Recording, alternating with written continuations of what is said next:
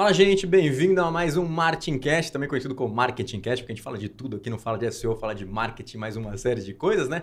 Hoje com um convidado super especial, o Matheus, que trabalha na Next. Eu imagino que vocês já devem conhecer o Matheus aí de outras bandas, já fez live com a gente, hoje está no estúdio aqui com a gente e a gente vai estar falando bastante assunto. A gente recebeu uma gama de perguntas muito curiosas que eu acabei separando aqui e o Matheus pode ajudar a gente quando a gente está falando de agência grande, né? Principalmente coisas relacionadas à agência e também de SEO, né? Matheus, obrigado por vir aí mais uma vez, né? Tamo junto, né? Sempre. E falar bastante coisa aí pro pessoal. Antes, quem não te conhece, primeiro, se você não conhece o Matheus, vai pesquisar, que é um dos grandes nomes de SEO aí do Brasil. Então, não esquece, vai atrás, segue no LinkedIn, segue em todos os canais. Mas se você não conhecer ele, conta um pouco aí pra você, tipo, né? Conta a sua carreira um pouquinho, mas de uma forma sucinta, porque hoje o negócio tem pergunta pra caramba que a gente recebeu aqui. Ótimo, vamos embora. Bom, John, primeiro é um prazer estar aqui, mais essa iniciativa. Sou um grande fã aí seu, acompanho de longa data. Quem não me conhece, sou o Matheus, eu sou Head SEO da Next, tá? É uma agência do grupo Anderman Thompson, um grupo WPP. Tô indo pro meu 6º ano lá, entrei para estruturar a área de SEO lá do zero, né? Então, quem conhece um pouco mais da história sabe, a gente tinha uma parceria ali com o John, que era o consultor oficial ali, e sempre deu um puta apoio, eu cresci ali, e hoje a gente tem uma equipe ali com quase 20 pessoas, 100% focadas em SEO. Só por curiosidade, quando eu entrei na Next, a gente tinha umas 50 e poucas pessoas, acho que hoje está por beira de 300, então... Caramba, a empresa cresceu foi bastante, realmente, né? Foram 6 anos aí maravilhosos, um crescimento exponencial ao longo de 6 anos. Que legal. E quantas pessoas tinham na equipe de SEO? Equipe. Era você, né? Só você, só né? Eu, só eu. O redator, o analista, o SEO, o cara que vendia, então só eu. Maravilhoso, né? Sempre assim. E no final é bem legal, porque você acabou montando toda a estrutura. A gente tem até uma pergunta aqui, talvez a gente adiante essa pergunta, que é mais ou menos isso, né? Mas você acabou montando toda a estrutura do zero, ou seja, você não só atendeu os clientes no começo, serviu o cafezinho para você mesmo no começo, né? Exatamente. Mas você também criou a equipe, ou seja, você treinou as pessoas, criou o procedimento, fez tudo isso, ou seja, foi tudo do zero, né? Tudo do zero. Legal, hein? Obviamente, ali na Next tem executivos de ponta, né? Sim. Então, Felipe Coelho, Dante Lima, Gabriel, então já tem... Era uma startup muito robusta, né? Antes de ser vendida para a WPP. Mas a gente teve que construir todo o processo, né? Todos os modelos de relatório, modelo de análise. E, óbvio, melhorando isso ao longo do tempo para conseguir fazer o que a agência de fato precisa, né? Que é escalar o negócio, escalar o serviço. Então, equipe... Sim. Começamos a montar ali, obviamente, fomos crescendo, diversas pessoas fantásticas de outras áreas, inclusive, então a gente tinha muita troca para a gente estruturar tudo ali e fazer o negócio acontecer. Aqui, Matheus, inclusive, ó, o que eu fiz? Eu juntei várias perguntas que o pessoal manda nos canais, então, se você quer ter a pergunta respondida em live, lembra disso, ó, gente. Manda as perguntas. Pode ser como um comentário do YouTube, do Twitch, no TikTok, onde quiser. Colocou o comentário ali, mandou mensagem e tal, a gente grava aqui uma resposta para vocês. Eu juntei alguns tópicos para a gente sempre facilitar aqui a discussão, né? Um dos tópicos que eu vi que o pessoal perguntou bastante é sobre agência, tá? E aí, eu acho que até vale a pena começar, porque você já falou sobre isso. Uma das perguntas do... Deixa eu pegar aqui, ó. É Bob1245. Como estruturar um time de SEO dentro de uma grande empresa? Olha que interessante. Então, eu acho que esse é um tema legal para pegar. E também, a Gigi Perini mandou como criar uma equipe de SEO para a minha agência. Então, você vê que tem a pessoa que está querendo criar a equipe de SEO para a agência e o cara que quer estruturar numa grande empresa, né? E aí, eu acho que você tem uma experiência muito bacana para passar para a gente, né? Conta um pouco mais aí. Ótimo, legal. Bom, é um desafio muito grande, sim, né? Acho que assim, tanto para a empresa quanto para a agência, se você está pensando em estruturar um time, você tem que pensar em contratar minimamente um consultor para iniciar isso, ou alguém com muito conhecimento. Porque hoje o que eu mais vejo no mercado é, vou estruturar um time aqui interno. Você contrata ali uma pessoa que não tem tanta experiência e beleza, ela vai saber otimizar os fatores básicos de SEO e tudo, mas e os relatórios? E como que eu vou ter o meu relacionamento com o cliente? Como que eu vou fazer os reports? Uma parte mais comercial, uma parte mais gerencial.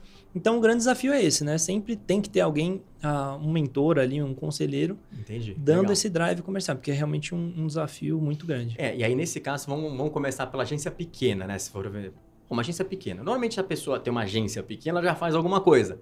Faz um Google Ads, já faz um Facebook Ads para a turma, para os clientes, deve criar site e tal. Aí o cara fala, quero fazer minha área de SEO. Mas é uma agência pequena, então muitas vezes ele vai contratar uma pessoa para começar, ou ele já tem uma equipe que ele vai querer fazer. Para essa agência pequena, você acha que a melhor forma de estruturar, o que é? é ter, tipo, puta, um redator, um analista, ou o que essa agência pequena pode fazer para estruturar? Que no final das contas, é quase o processo que você teve quando você começou. Exato. Muito embora seja uma empresa grande, você começou pequenininho, sozinho, né? Exato. Acho que para começar com uma pessoa, você tem que ter uma pessoa com muita disposição, né? Então, uma pessoa ali com habilidade escrita, porque SEO sempre, na verdade, todo trabalho ali, fornecimento de serviço, você vai precisar de uma pessoa que se comunique muito bem, né? Escreva muito bem, para ter um relacionamento com o cliente.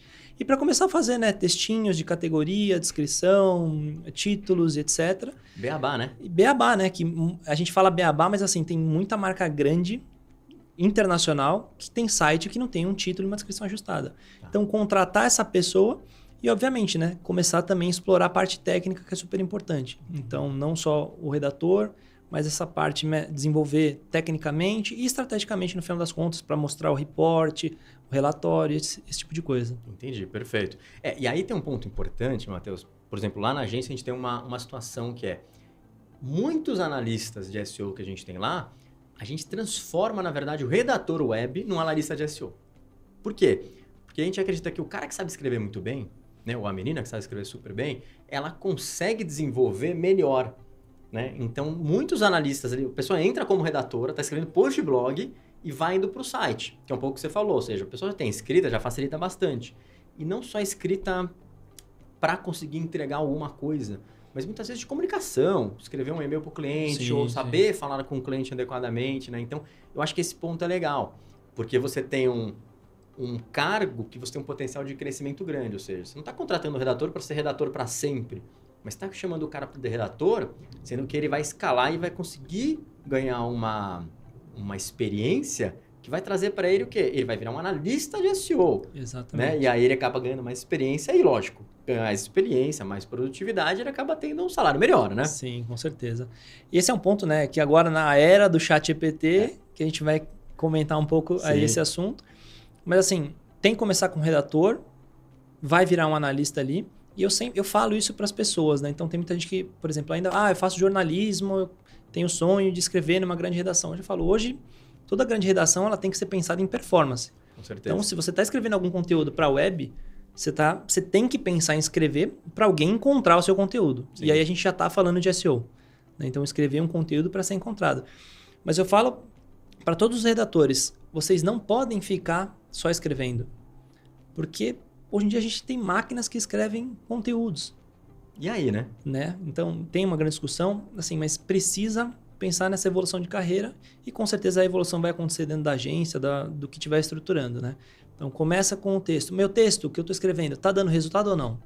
Você sabe? Então, precisa saber olhar. Ou seja, o autor, tá posicionando? Às vezes, não tem noção se está acontecendo. Não tem noção. Né? É muito engraçado. Tem casos que peguei vários autores que escreviam, obviamente sempre seguindo um guideline, né, de técnico, mas eles não tinham noção da quantidade de resultado que eles geravam.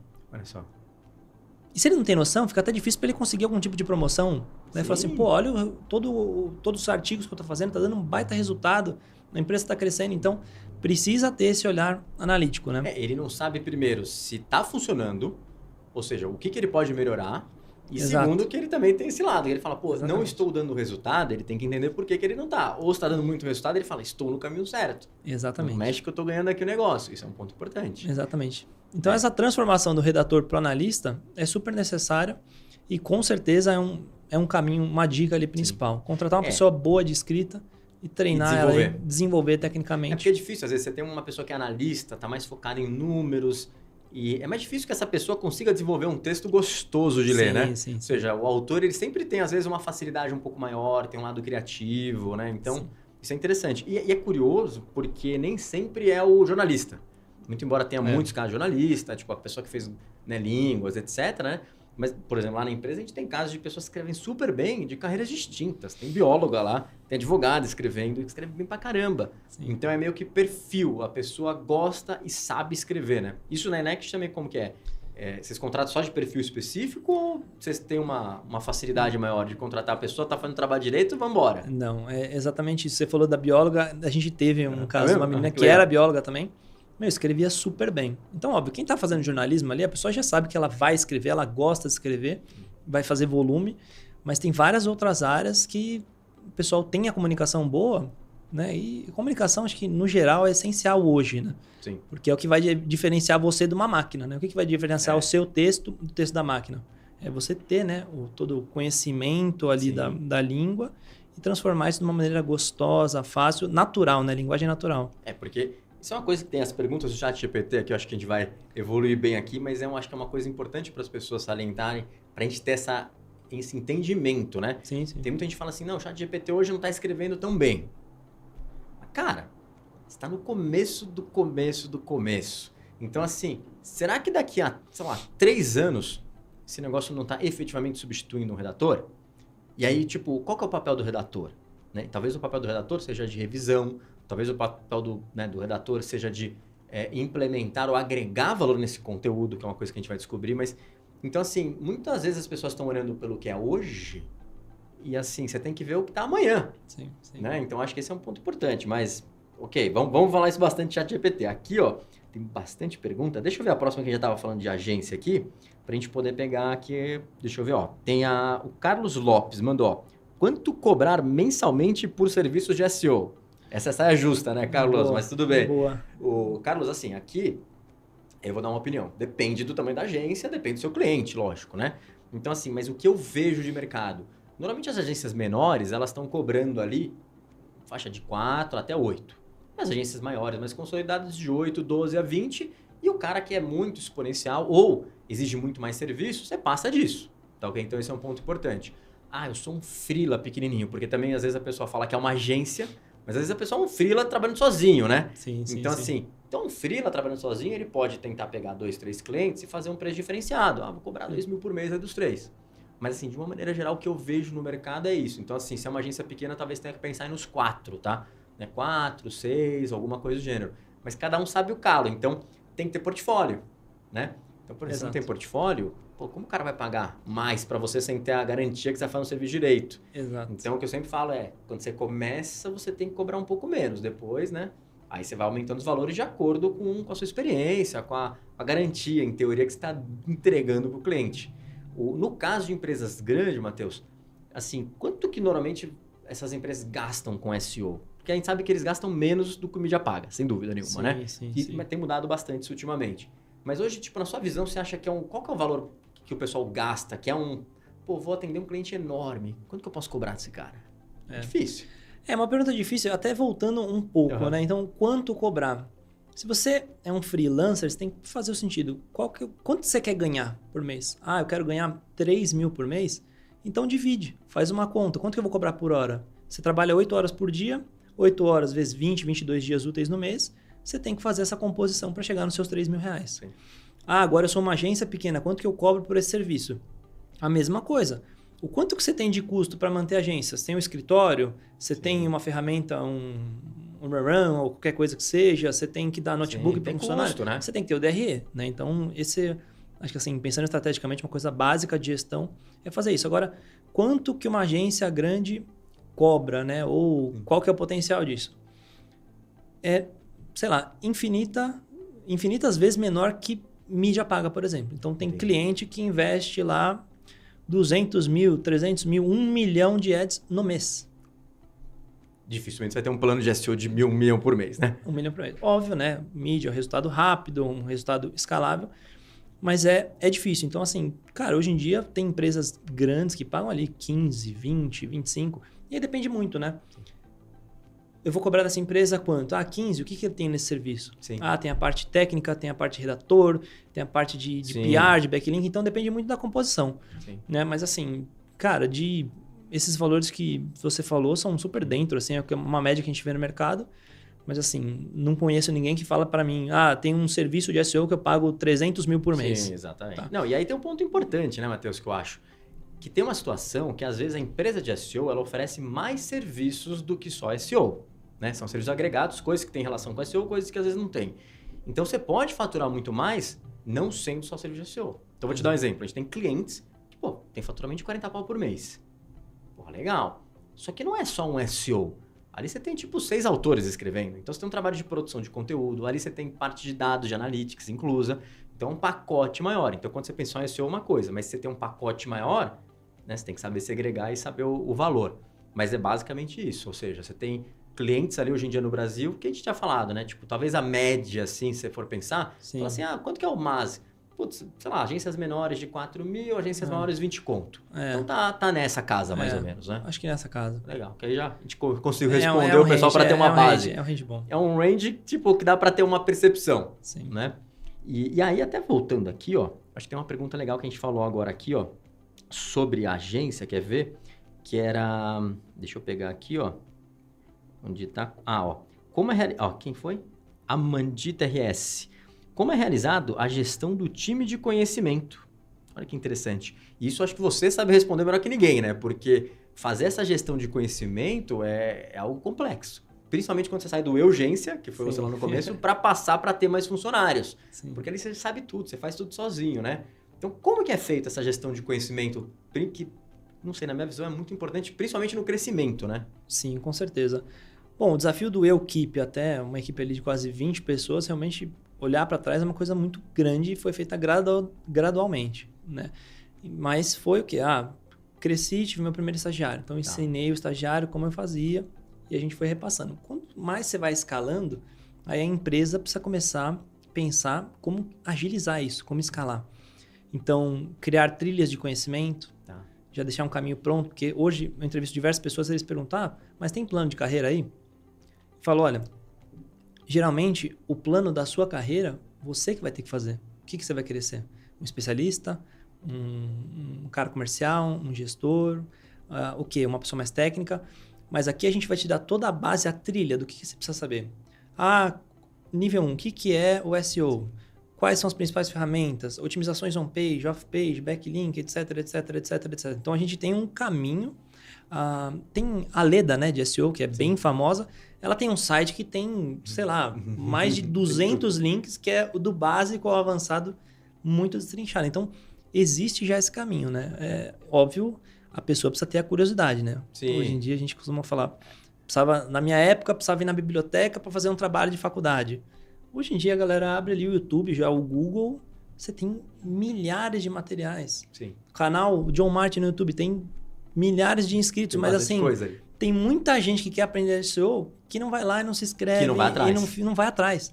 Então, precisa ter, acho que hoje o grande desafio é essa vontade ali. Ter a vontade de desenvolver, acho que é importante, né? Porque tem uma facilidade de encontrar o conteúdo. Até com o ChatGPT ali, né? Tipo, você entra ali... Eu mesmo, todo dia eu tava fazendo um código, quebrando a cabeça no código, joguei no GPT, pedi para ele analisar, me ajudar e foi. Então, resolvi. Né? Então, acho que é um ponto importante. Se você quer desenvolver qualquer área, você tem que conseguir estudar e avançar na carreira dessa maneira, com vontade própria. E aí eu falo, tipo, às vezes a pessoa não tem isso, né? A pessoa quer que tipo, o curso seja dado durante o expediente, mas se você trabalhar ali um pouquinho mais... Tipo, você tá trabalhando no horário comercial, você fala, cara, vou fazer um curso aqui para me aprimorar à noite, é um diferencial. Sim, com certeza. Provavelmente isso vai impactar na carreira, né? O que a gente fez, o que eu fiz, você fez. Então, precisa ter isso. Agora, fazer a gestão disso dentro da empresa é super importante também, né? Então, eu vejo, cursos são super importantes, tem cursos excelentes, um presencial melhor ainda, um mão na massa melhor ainda, que eu acho que é muito carente, né? A gente vê muito curso hoje de SEO no mercado, que ainda é o beabá. Sim. Mas na hora lá que caiu o site, o que você faz? Ninguém falou do servidor, ninguém falou do CNAME, de nada disso. Então, óbvio que no dia a dia essa gestão de conhecimento é super importante. Então, vou dar um exemplo. Semanalmente eu pego o time e coloco todo mundo na sala e falo ali um case específico. Então, a gente troca ideia. Então, o que aconteceu na semana? Vou dar um exemplo. Ano sobre ano, o canal orgânico está caindo 60%. Caramba, tem alguma coisa errada. Ou desindexou tudo. Não, é uma canibalização de mídia paga. Então, esse olhar de quem está mais calejado, como que eu faço para passar isso para a equipe? Eu pego casos difíceis ali, né? Que no dia a dia do analista... Cara, não vai ter, né? Nunca viu, não tem nada pronto. Mas essa skill de análise de dado, né? Entender do negócio. A gente até conversou sobre isso um tempo, né? Não adianta olhar o Analytics, copiar o número, jogar no PPT e não fazer nenhuma análise. Você precisa entender o negócio. O cara está com estoque, está sem estoque, o preço do concorrente está mais caro, está mais barato. O que está afetando? Então, isso eu acho que é super importante, é o que constrói equipes cada vez mais sólidas, né? Legal. Então, você desenvolver essa mentalidade de negócio na pessoa, não só SEO. Porque às vezes fica muito, SEO, técnico, conteúdo técnico. cara, negócio, tem que pensar no negócio como um todo. Sim. Não, e você fala um negócio interessante, porque muita gente pensa nessa gestão do conteúdo como vou fazer um Zendesk ali, colocar o passo a passo, fazer tudo, mas assim, é colocar um pouco fora da caixinha, né? Exato. Então você falou, pô, tô trazendo os cases, então tô vindo aqui explicando para a equipe case e tal, coisa que eles não têm no dia a dia. Quando eles tiverem um impacto numa situação que nem essa, esse cara sabe lidar de uma maneira melhor.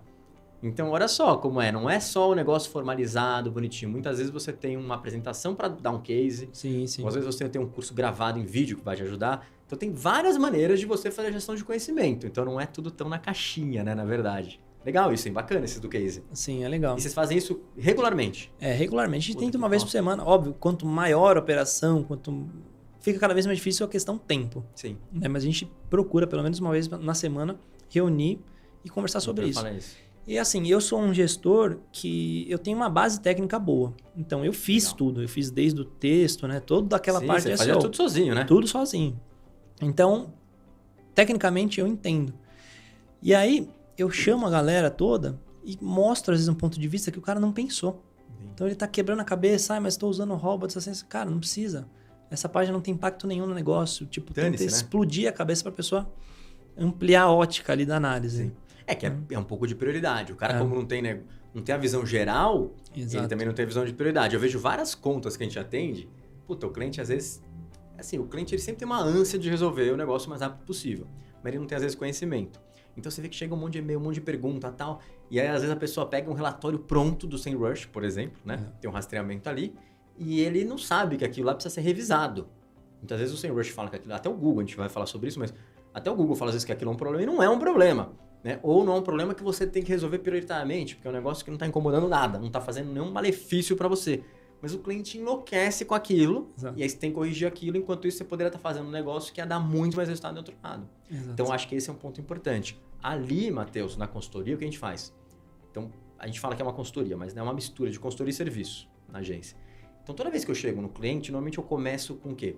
30 dias de análise. Você chega na conta, você tem que ver o que está acontecendo, o que foi feito, histórico, ver quais são os próximos passos. E tem cliente que às vezes já está desesperado para aplicando coisa. E eu falo, é perigoso. Você tem que estudar para propor o melhor caminho.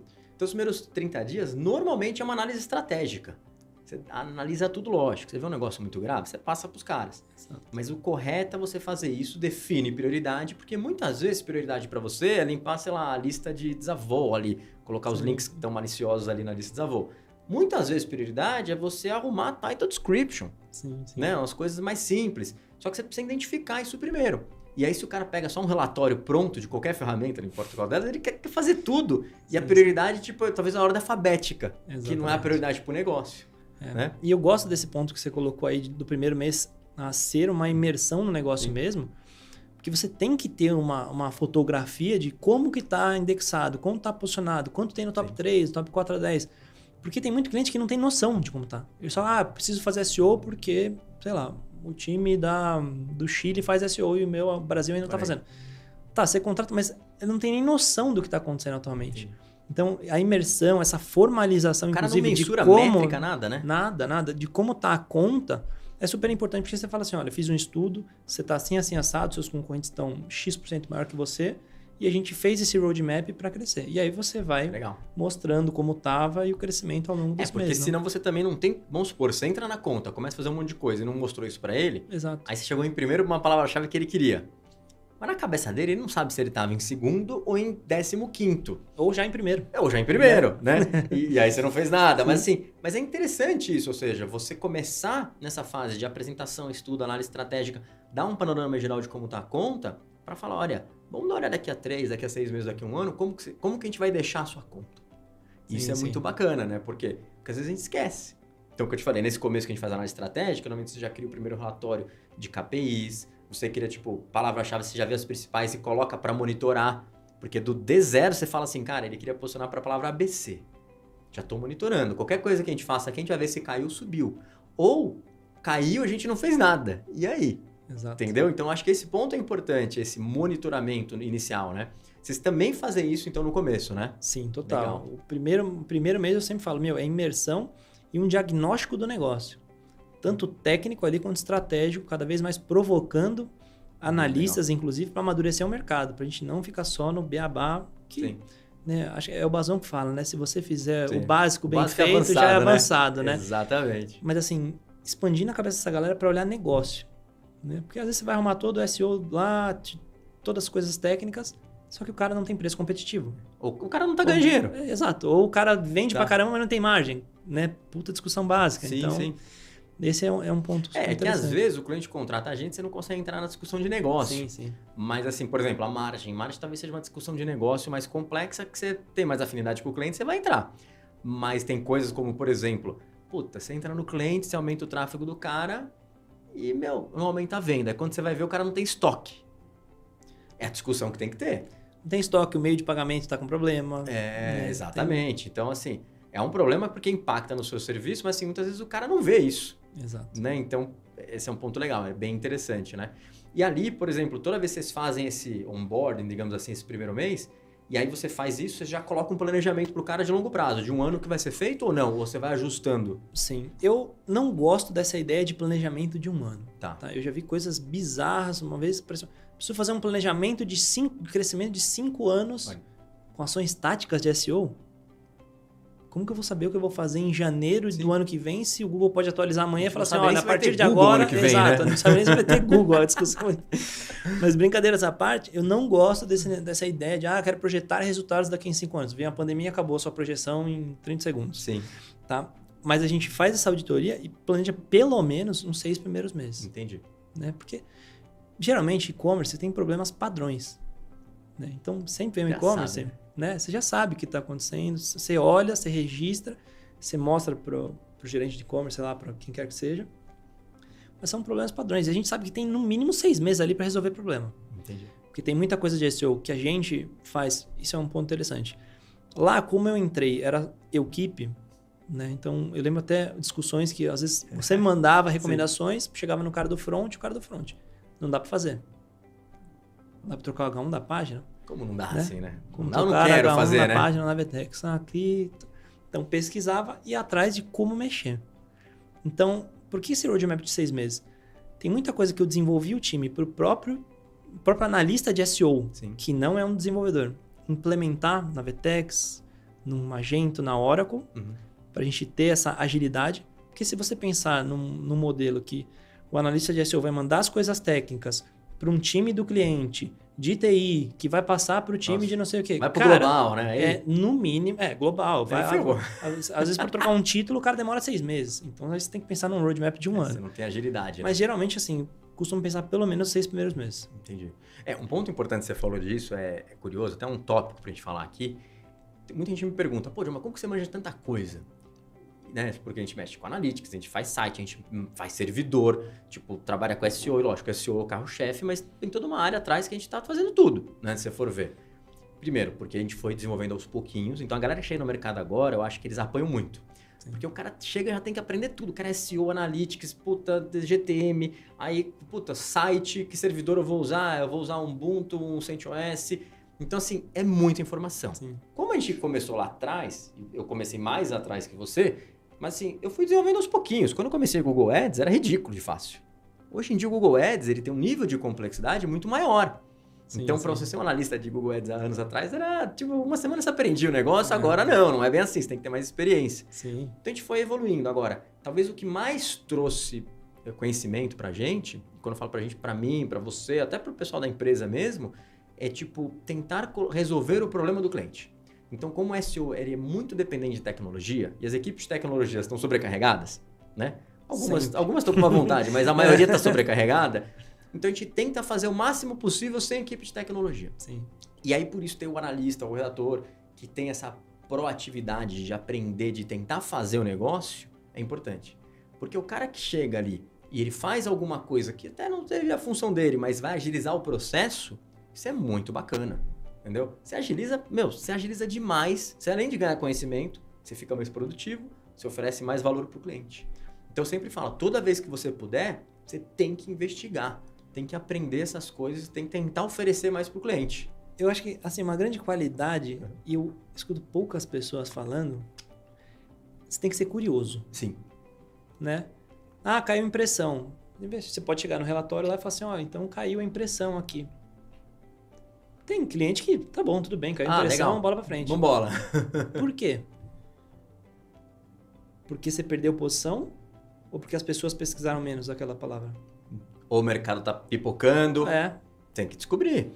Então, assim, tem que ser curioso para fuçar com isso, para fuçar com tecnologia. Sim. E tecnologia principalmente. Porque eu vejo muitas vezes, vem uma resposta, não dá. E, na verdade, tecnologia quase tudo dá. Exato. O que acontece é que, às vezes, a resposta deveria ser não temos tempo, não temos conhecimento, não queremos fazer. Vou estudar e vou te dar. E você tem um cara que manja do outro lado, ele acaba instigando até a parte de infraestrutura. Fala, como assim não dá? Eu fiz aqui. Exato. Eu conheço. Às vezes você não precisa ter um conhecimento tão profundo, mas tem que saber que dá para fazer. Entendeu? Exato. Então, por exemplo, outro dia não vou citar nomes, mas alguém falou para mim que não poderia migrar um site WordPress de um servidor Apache para um servidor Lightspeed. Eu falei, mas por que não? Não, porque se migrar depois vai dar conflito. Eu falei, cara, você tipo, dá vontade de falar, você tá louco, né? O que você bebeu, cara, para falar um negócio desse? Mas era evidente que a pessoa que falou isso, ela tava falando para quê? Para não fazer o serviço. Ela não tava afim de fazer o serviço, entendeu? Valeria mais a pena falar, puta, cara, tive filho há pouco tempo, tô correndo e tal, podemos jogar isso uns 3 vezes pra frente, né? E assim em diante, né? Quem conhece talvez já até saiba que é, mas tudo bem. Agora, o mais importante nesse caso é, se você não tem o mínimo de conhecimento, você cai na bravata. Exato. Você fala, pô, não dá? Então tá bom, não tem o que fazer. E eu vejo várias empresas enormes que sofrem com isso. Porque às vezes pede, uma coisa básica, preciso criar um subdomínio e implementar um WordPress para o time lá de SEO fazer um blog. Não dá porque a gente está com outro projeto, isso aqui, se a gente colocar isso vai afetar, tipo, o cara começa a problematizar.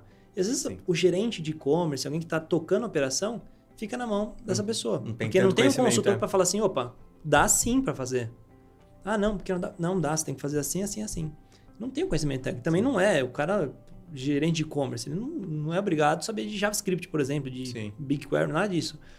Mas se ele tem um consultor, né, principalmente desse nível, vou dar um exemplo, tem um consultor John Martin numa empresa ali, sou gerente de e-commerce. Eu estou apoiado com o SEO, eu estou apoiado com as partes de hospedagem, servidor, front, o cara vai fazer a imagem, vai usar várias ferramentas. Então, e isso, né, a gente deve até a pergunta, quanto cobrar por um serviço de SEO? Esse é o ponto que tem que avaliar. Né? Porque hoje em dia existem milhares de especialistas de SEO, milhares de especialistas em marketing digital. Né? Outro dia eu até estava lendo um negócio no LinkedIn.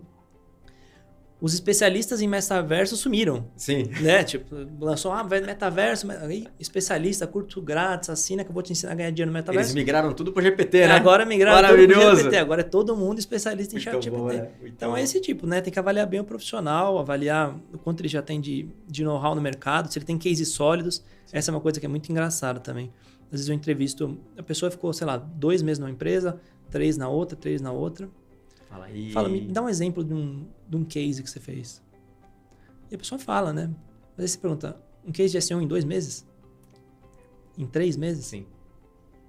Então, acho que assim, avaliar essa questão de tempo é super importante. Que conhecimento vem com o tempo, é o que você falou. A gente vai aos poucos. Você tem uma equipe grande, talvez um dos maiores problemas seja tipo equipe, né? Exato. Gestão da equipe, ou seja, aí você está falando em mandar embora, treinar e contratar. É um ciclo, né? Que tem que tirar a gente ruim do barco, tem que colocar gente boa e tem que treinar o pessoal. Porque às vezes a pessoa entra ruim, mas vai melhorando.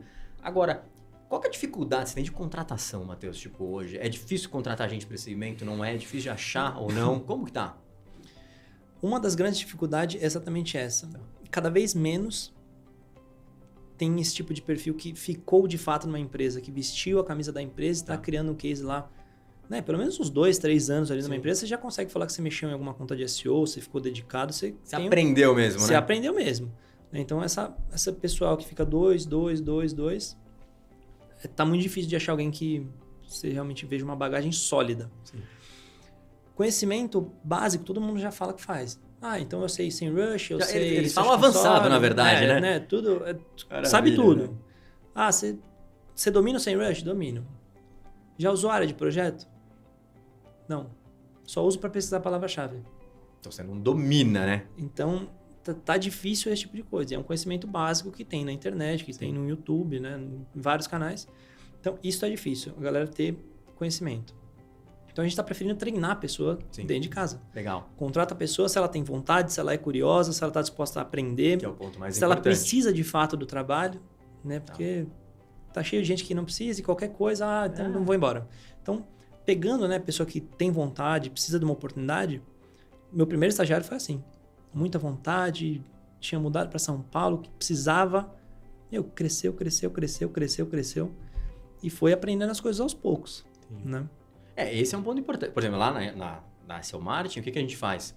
A gente praticamente todas as contratações são de nível básico. Então a gente contrata autores de nível básico, que depois de 90 dias eles saem do treinamento e já entram num segundo nível de autor. E a gente tem 3 níveis de autores. Quando o cara chega no topo do nível de autor, que significa que ele tem uma produtividade boa, a gente começa a dar instrução para ele para analista. Para ele evoluir como analista. Por quê? Porque aí tem uma mudança de carreira, que ele consegue ter os dois, mas a gente hoje, tudo bem, a gente teve uma explosão aí na pandemia, que a gente teve que contratar gente já formada, mas hoje a gente só contrata pessoas ali para formar. E aí talvez o principal ponto nosso a pessoa não precisa ter conhecimento, ela precisa ter força de vontade, né, de aprender ali. E uma coisa curiosa, né? Eu vejo que a pessoa às vezes tem força de vontade, porque a gente está criando toda uma rotina, a gente está criando alguns cursos, já tem 3 cursos, um está no ar já, tem mais 2 que a gente está colocando no segmento, e alguns desses cursos a gente está fazendo também para os nossos funcionários. Né? É o mesmo curso para o funcionário do que é para o mercado. Mas o que a gente vê às vezes é o seguinte, eu mando às vezes vídeo específico para o funcionário. E todas essas plataformas, eu uso a Loom, não sei se você conhece Loom, né? Mas é uma plataforma que eu super recomendo, é muito legal fazer vídeo, fácil, prática, você manda o link, o cara vê o vídeo. Eu mando o vídeo para a pessoa, falo, olha, precisa arrumar esses pontos, tal, são umas dicas que você dá para o cara melhorar. E o Loom te fala quantas visualizações tiveram o vídeo. E eu vejo que tem muitos que respondem ali e falam, olha, não, já tá resolvido, o cara não viu o vídeo. Assistiu. O cara não assistiu o vídeo. Exato. Então, assim, esse é o típico cara que eu já falo, puta, primeira, segunda, terceira vez, já era. Não dá pra ficar na equipe um cara desse, entendeu? Tem que ter não só força de vontade, mas tem que ser uma pessoa correta, né? Sim, honesta, né? Sim. Minha avó sempre falava, seja uma pessoa honesta e correta e você vai chegar onde você quiser ir. Exatamente, né? Às vezes, já assistiu o vídeo, mas não assistiu. Aí não vai saber fazer, aí vai demorar pra crescer. Daqui a pouco quer aumento, mas não sabe fazer o básico, né? Essa é uma dificuldade também, principalmente no cenário que a gente está hoje, né? Em 23, o que a gente tem de projeção para o ano.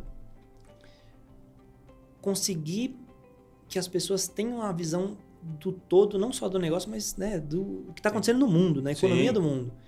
Então, estou aqui faz um ano, eu quero aumento. Pô, mas a empresa está crescendo. Você fala, meu, o mundo está caindo, cara. O mundo está caindo. Às vezes o cara está ganhando, sei lá, 3 mil CLT. Pareceu, me ofereceram 4 mil PJ. Mas onde vocês estão com a cabeça? Que empresa que é? É uma agência aqui do meu bairro. Você está numa estrutura WPP, global. Sim. É um nome que se você construir uma carreira, daqui eu sou executivo de 10 anos de WPP. Sim. Abre muito mais porta. Demais, né? E a pessoa, vou para uma agência para CPJ para ganhar R$1.000 a mais. Sim. Mas não avalia estabilidade. Então, a dificuldade na contratação, partes técnicas, e para manter a pessoa, essa falta de visibilidade de médio e longo prazo. Sim. Então, imediatismo, né? Fruto da sociedade que a gente está hoje. Mas esse é um problema. Imediato, eu quero crescer, eu quero ganhar mais dinheiro. E às vezes a pessoa fica lá vendo todo mundo andar de Porsche lá na praia, no Instagram. Né? E aí, maravilhoso, né? Eu ganho 3 mil, mas o cara tá andando de Porsche e perde completamente. Então, é difícil achar gente com esse discernimento. Entendi.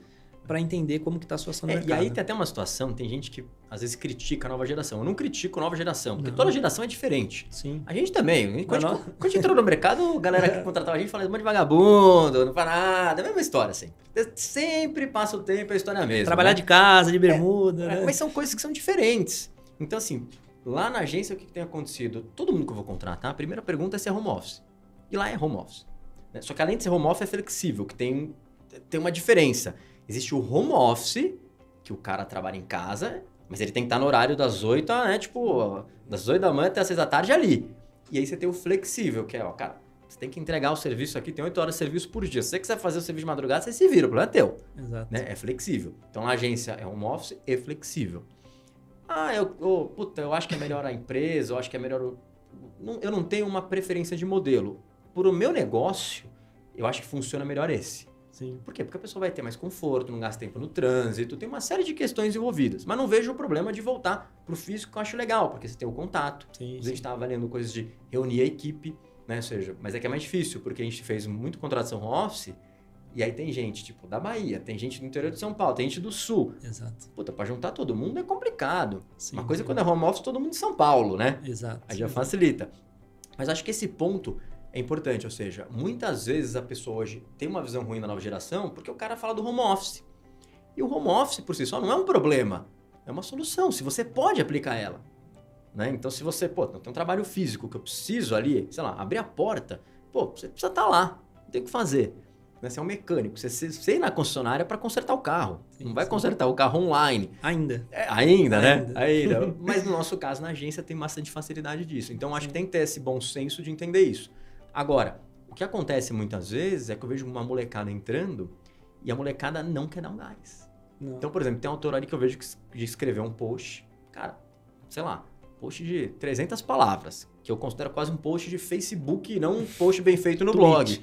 E o cara taca 8 horas de serviço ali. Sim, sim. E aí, na minha cabeça, eu olho e falo, puta, esse cara, ele é muito improdutivo ou ele tá me gambaleando. Sim, porque como a gente já escrevia antes, você escreve, você já fez título, sua otimização, você sabe que às vezes o cara tá começando, ele vai gastar um pouco mais de tempo para escrever um post, fazer uma pesquisa, mas você sabe os limites. Sim, sim. Então, esse é um ponto importante, né?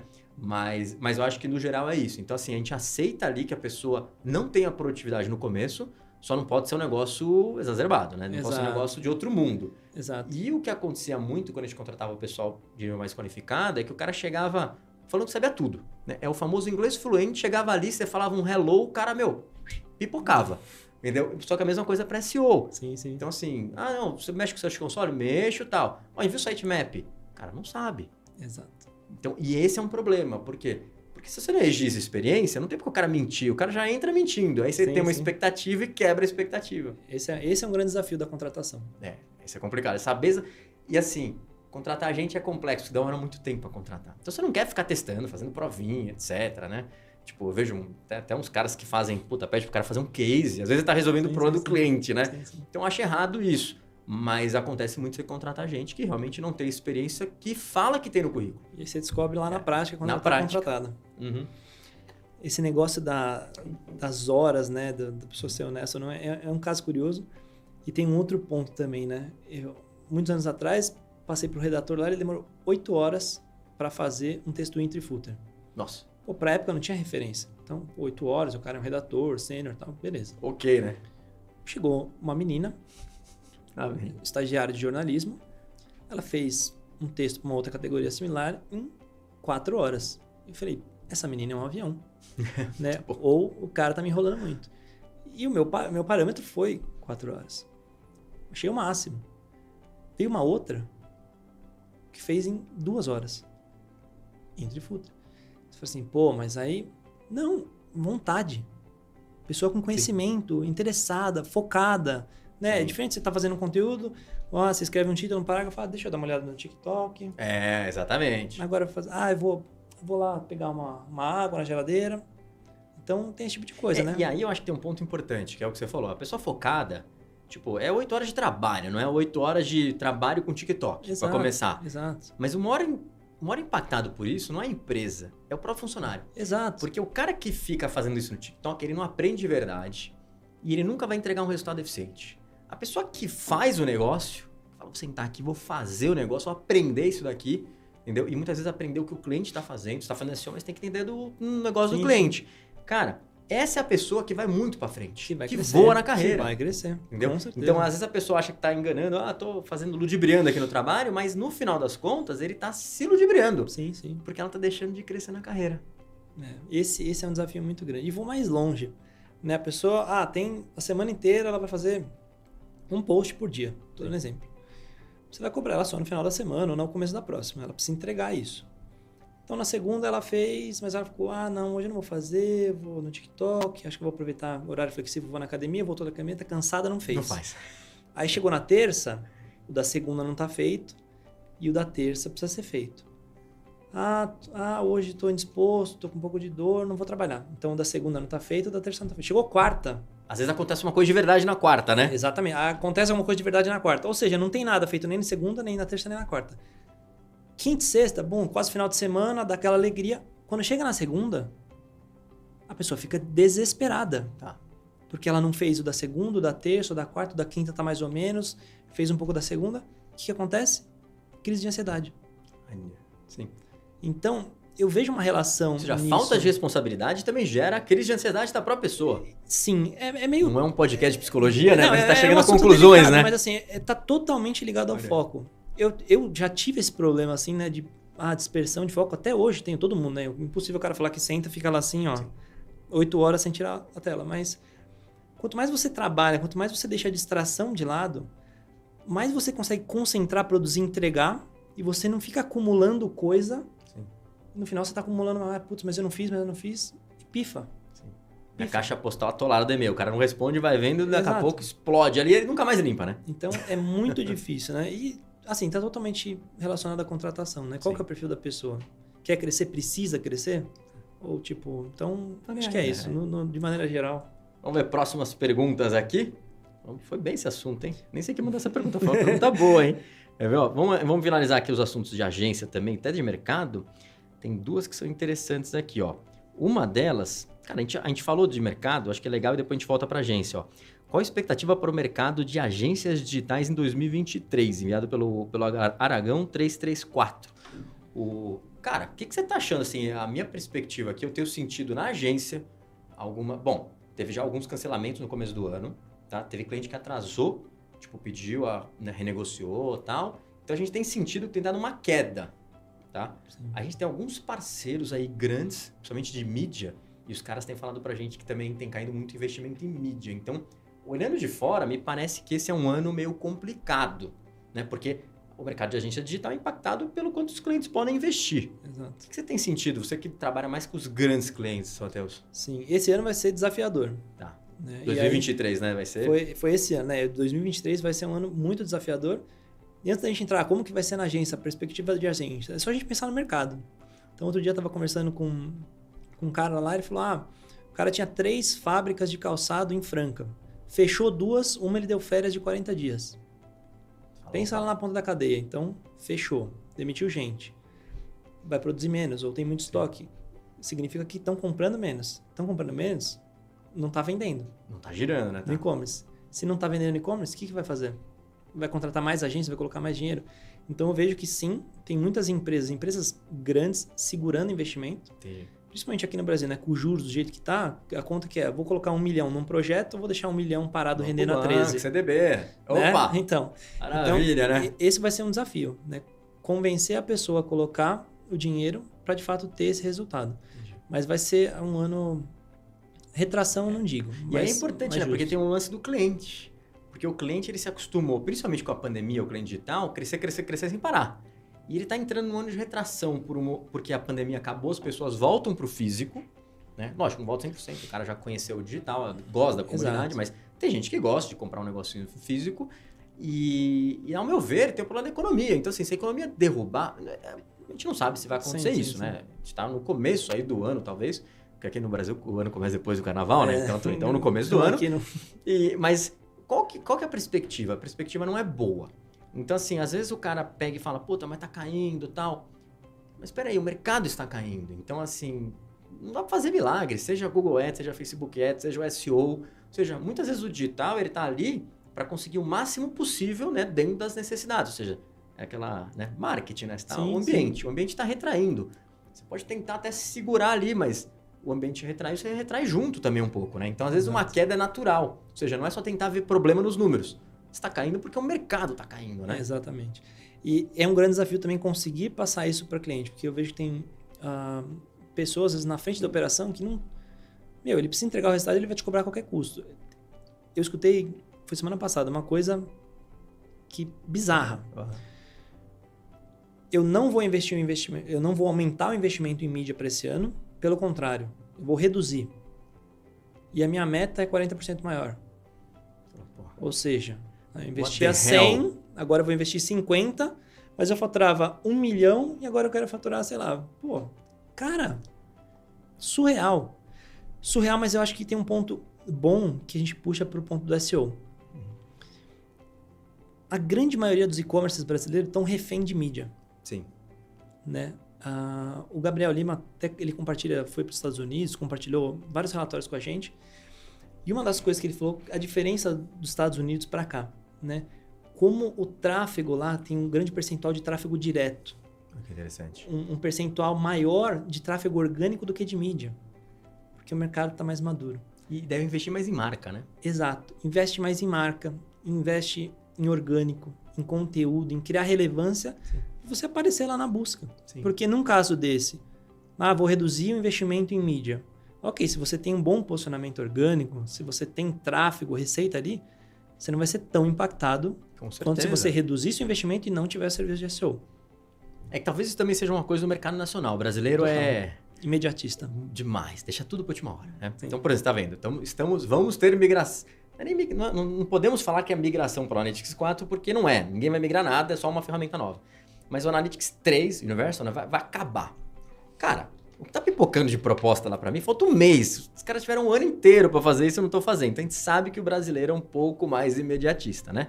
E aí tá até por isso, talvez, eu acho que o cara ele prefere o anúncio pago. Porque o pago paguei hoje, tô vendo o clique aqui. Mas é fato que, inclusive, agora é mais importante a parte orgânica, que é o que a gente chama de marketing orgânico, que pode ser SEO, mas tem alguns tipos de marketing orgânico para você fazer. Até a parte de brand and content é muito legal, muito importante, ou seja, fazer a construção de marca é legal. Mas você está indo para o mundo, porque o pessoal reclama do Analytics 4, e eu pessoalmente também acho que é uma ferramenta inferior do que a 3 em termos de relatório e tal, mas ela é uma ferramenta que ela foi criada porque você está no novo mundo. Sim, sim. Acabou o cookie, bonitão. O third party já era. Então, assim, não adianta você entrar lá no... Puta, sem querer eu fui e vi uma loja, sei lá, para ver um sapato aqui X. Aí você entra no Instagram, daqui a pouco tá aparecendo uma loja Y vendendo o mesmo sapato. Você fala, como assim, né? Acabou a festa do cookie. Então, assim... E não só isso, não acabou ainda, mas vai acabar logo mais, né? Mas não só isso vai acontecer, então você vai ter uma redução do papel de mídia. Sim. Porque a mídia não vai ter aquele nivelamento, aquela facilidade de segmentação como tinha antes. Sim. Que tudo bem, o Google tem maneiras aí de driblar isso, de conseguir melhorar. O Facebook, por exemplo, tomou um baque lá da Apple e já tá... Puta, vamos colocar essa API de conversão aqui para melhorar aqui no nosso caso. Sim. Mas no geral, a galera tá tendo um baque. Sim. Então, assim, se o cara tá tendo um resultado pior na performance, a gente chama de performance, mas performance é pago. Cara, o orgânico é a melhor chance do cara. Sim. Entendeu? E sem dizer que você tem toda uma questão de construção de marca, fidelização, né? Contato com o cliente. E o que me preocupa mais é que você pega grandes marcas que o cara nem tem um blog. Não. Tipo, não tem um WordPress ali. Tem alguns que ainda tentam fazer um negócio sem ser WordPress, a plataforma criada do nada, que nunca vai funcionar, aquelas coisas. Não. Mas é interessante isso. Então, assim, o mundo tá indo por um caminho até mais orgânico, se você for ver. E os caras aqui estão quebrando a cara ainda tentando investir, né? Apostar tudo no pago. E agora, tem que ter, né? Mas não, tem que ter. É a proporção. Escala o negócio, não dá para discutir. Mas tem várias operações que sempre olharam mídia paga, e agora? Deu recessão, a verba de marketing está menor. Ou seja, eu vou investir menos. E aí? O seu tráfego vinha dali. Exatamente. E aí vai cair geral. Aí cai geral o resultado, né? Preciso investir em SEO. Preciso de resultado em 2 meses. Demora, né? Não fez, em 5 anos não fez nada, agora quer resultado em 2 meses. E aí começa a não ter resultado, aí cai, aí troca gerente, né? Aquela já conhecemos bola de neve, como né? funciona, bola já conhecemos. É um horror isso, né? Vamos lá, próxima pergunta aqui. Nossa, tem pergunta, vocês também não param de fazer comentário, meu Deus. Aqui, ó, vamos até finalizar um pouco a parte de agência para entrar na parte de SEO, de inteligência artificial também, que é legal. Mas olha só, acho que uma pergunta bem interessante, o pessoal mandou, são dois usuários diferentes, mandaram uma pergunta parecida. O primeiro deles, que é o Edu Vitor, e o segundo, que é o Rafa Dolores 12. Quais os principais pontos e relatórios que uma agência tem que ter com o cliente, que imagino que seja relacionado a SEO, né? E tem que ter relatório mensal para o cliente? É a segunda pergunta. Vamos lá, da sua opinião aí, Matheus. Boa. Depende muito da operação, né? Então, tem clientes grandes, clientes enterprise, por exemplo, que eles precisam do relatório mensal, porque eles reportam o resultado para o mundo inteiro. Repassar. Então, repassar a operação. Tem operações menores que não exigem, mas o que eu falo? É sempre bom, porque você tem um contato com o cliente. Mais que ele não exija, é sempre bom você falar com ele, se for presencial ir lá, tomar um café. Então, o relacionamento é super importante. Sim, com certeza. Porque senão você fica 2 meses sumido, não aparece. O cara fala, ele não fez nada, né? Cadê? Cara, então tem que criar esse negócio de relacionamento. Agora, um ponto que tem que colocar, uma vez eu fiz um estudo interessante. Peguei alguns clientes que têm pacotes de horas, né? Não tem um serviço 100% dedicado. puxei o relatório para ver o quanto de tempo era investido em análise, o quanto era investido em relatório e reunião. Tipo, sei lá, o pacote do cara dava 60% de reunião. Era só reunião. 40% de serviço. Eu quero alinhamento semanal de SEO, eu quero alinhamento semanal, quinzenal. Tipo, para falar, olha, eu fiz isso e tal. Então, você consome a verba só em relatório. Sim. Então, acho que é muito bom senso, né? Tem que ter o equilíbrio, né? Tem que ter o equilíbrio e bom senso. Ali na agência, na SEO Marketing, eu até falo para todas as gestoras isso. Eu falo, bom, começou uma conta, tem que ter o bom senso e tem que ser transparente com o cliente. Fala, cara, é hora de serviço. Então, se você quer um relatório, precisa de um relatório parrudo, tudo bem, você tem hora de serviço para isso. Então, pressupõe-se que uma empresa, uma multinacional, o cara tem um pacote de 200 horas, um analista integral, e vai ter hora para o cara fazer o relatório que quiser. Você entra uma empresa pequena, tem 25 horas de serviço por mês, 50 horas de serviço. Você fala, cara, eu fazer esse relatório vai impactar, sei lá, em 2 otimizações de categoria ou 1 ou 2 posts para você por mês.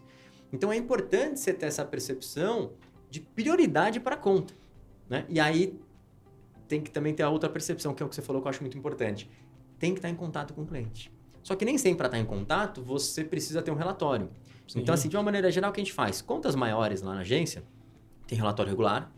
A gente sempre tem os relatórios automatizados também, pessoal. Então, de forma semanal, quinzenal ou mensal, depende do que o pessoal quiser. A gente acaba passando esses relatórios, que é Looker Studio, SEMrush e outros relatórios que tem automatizados.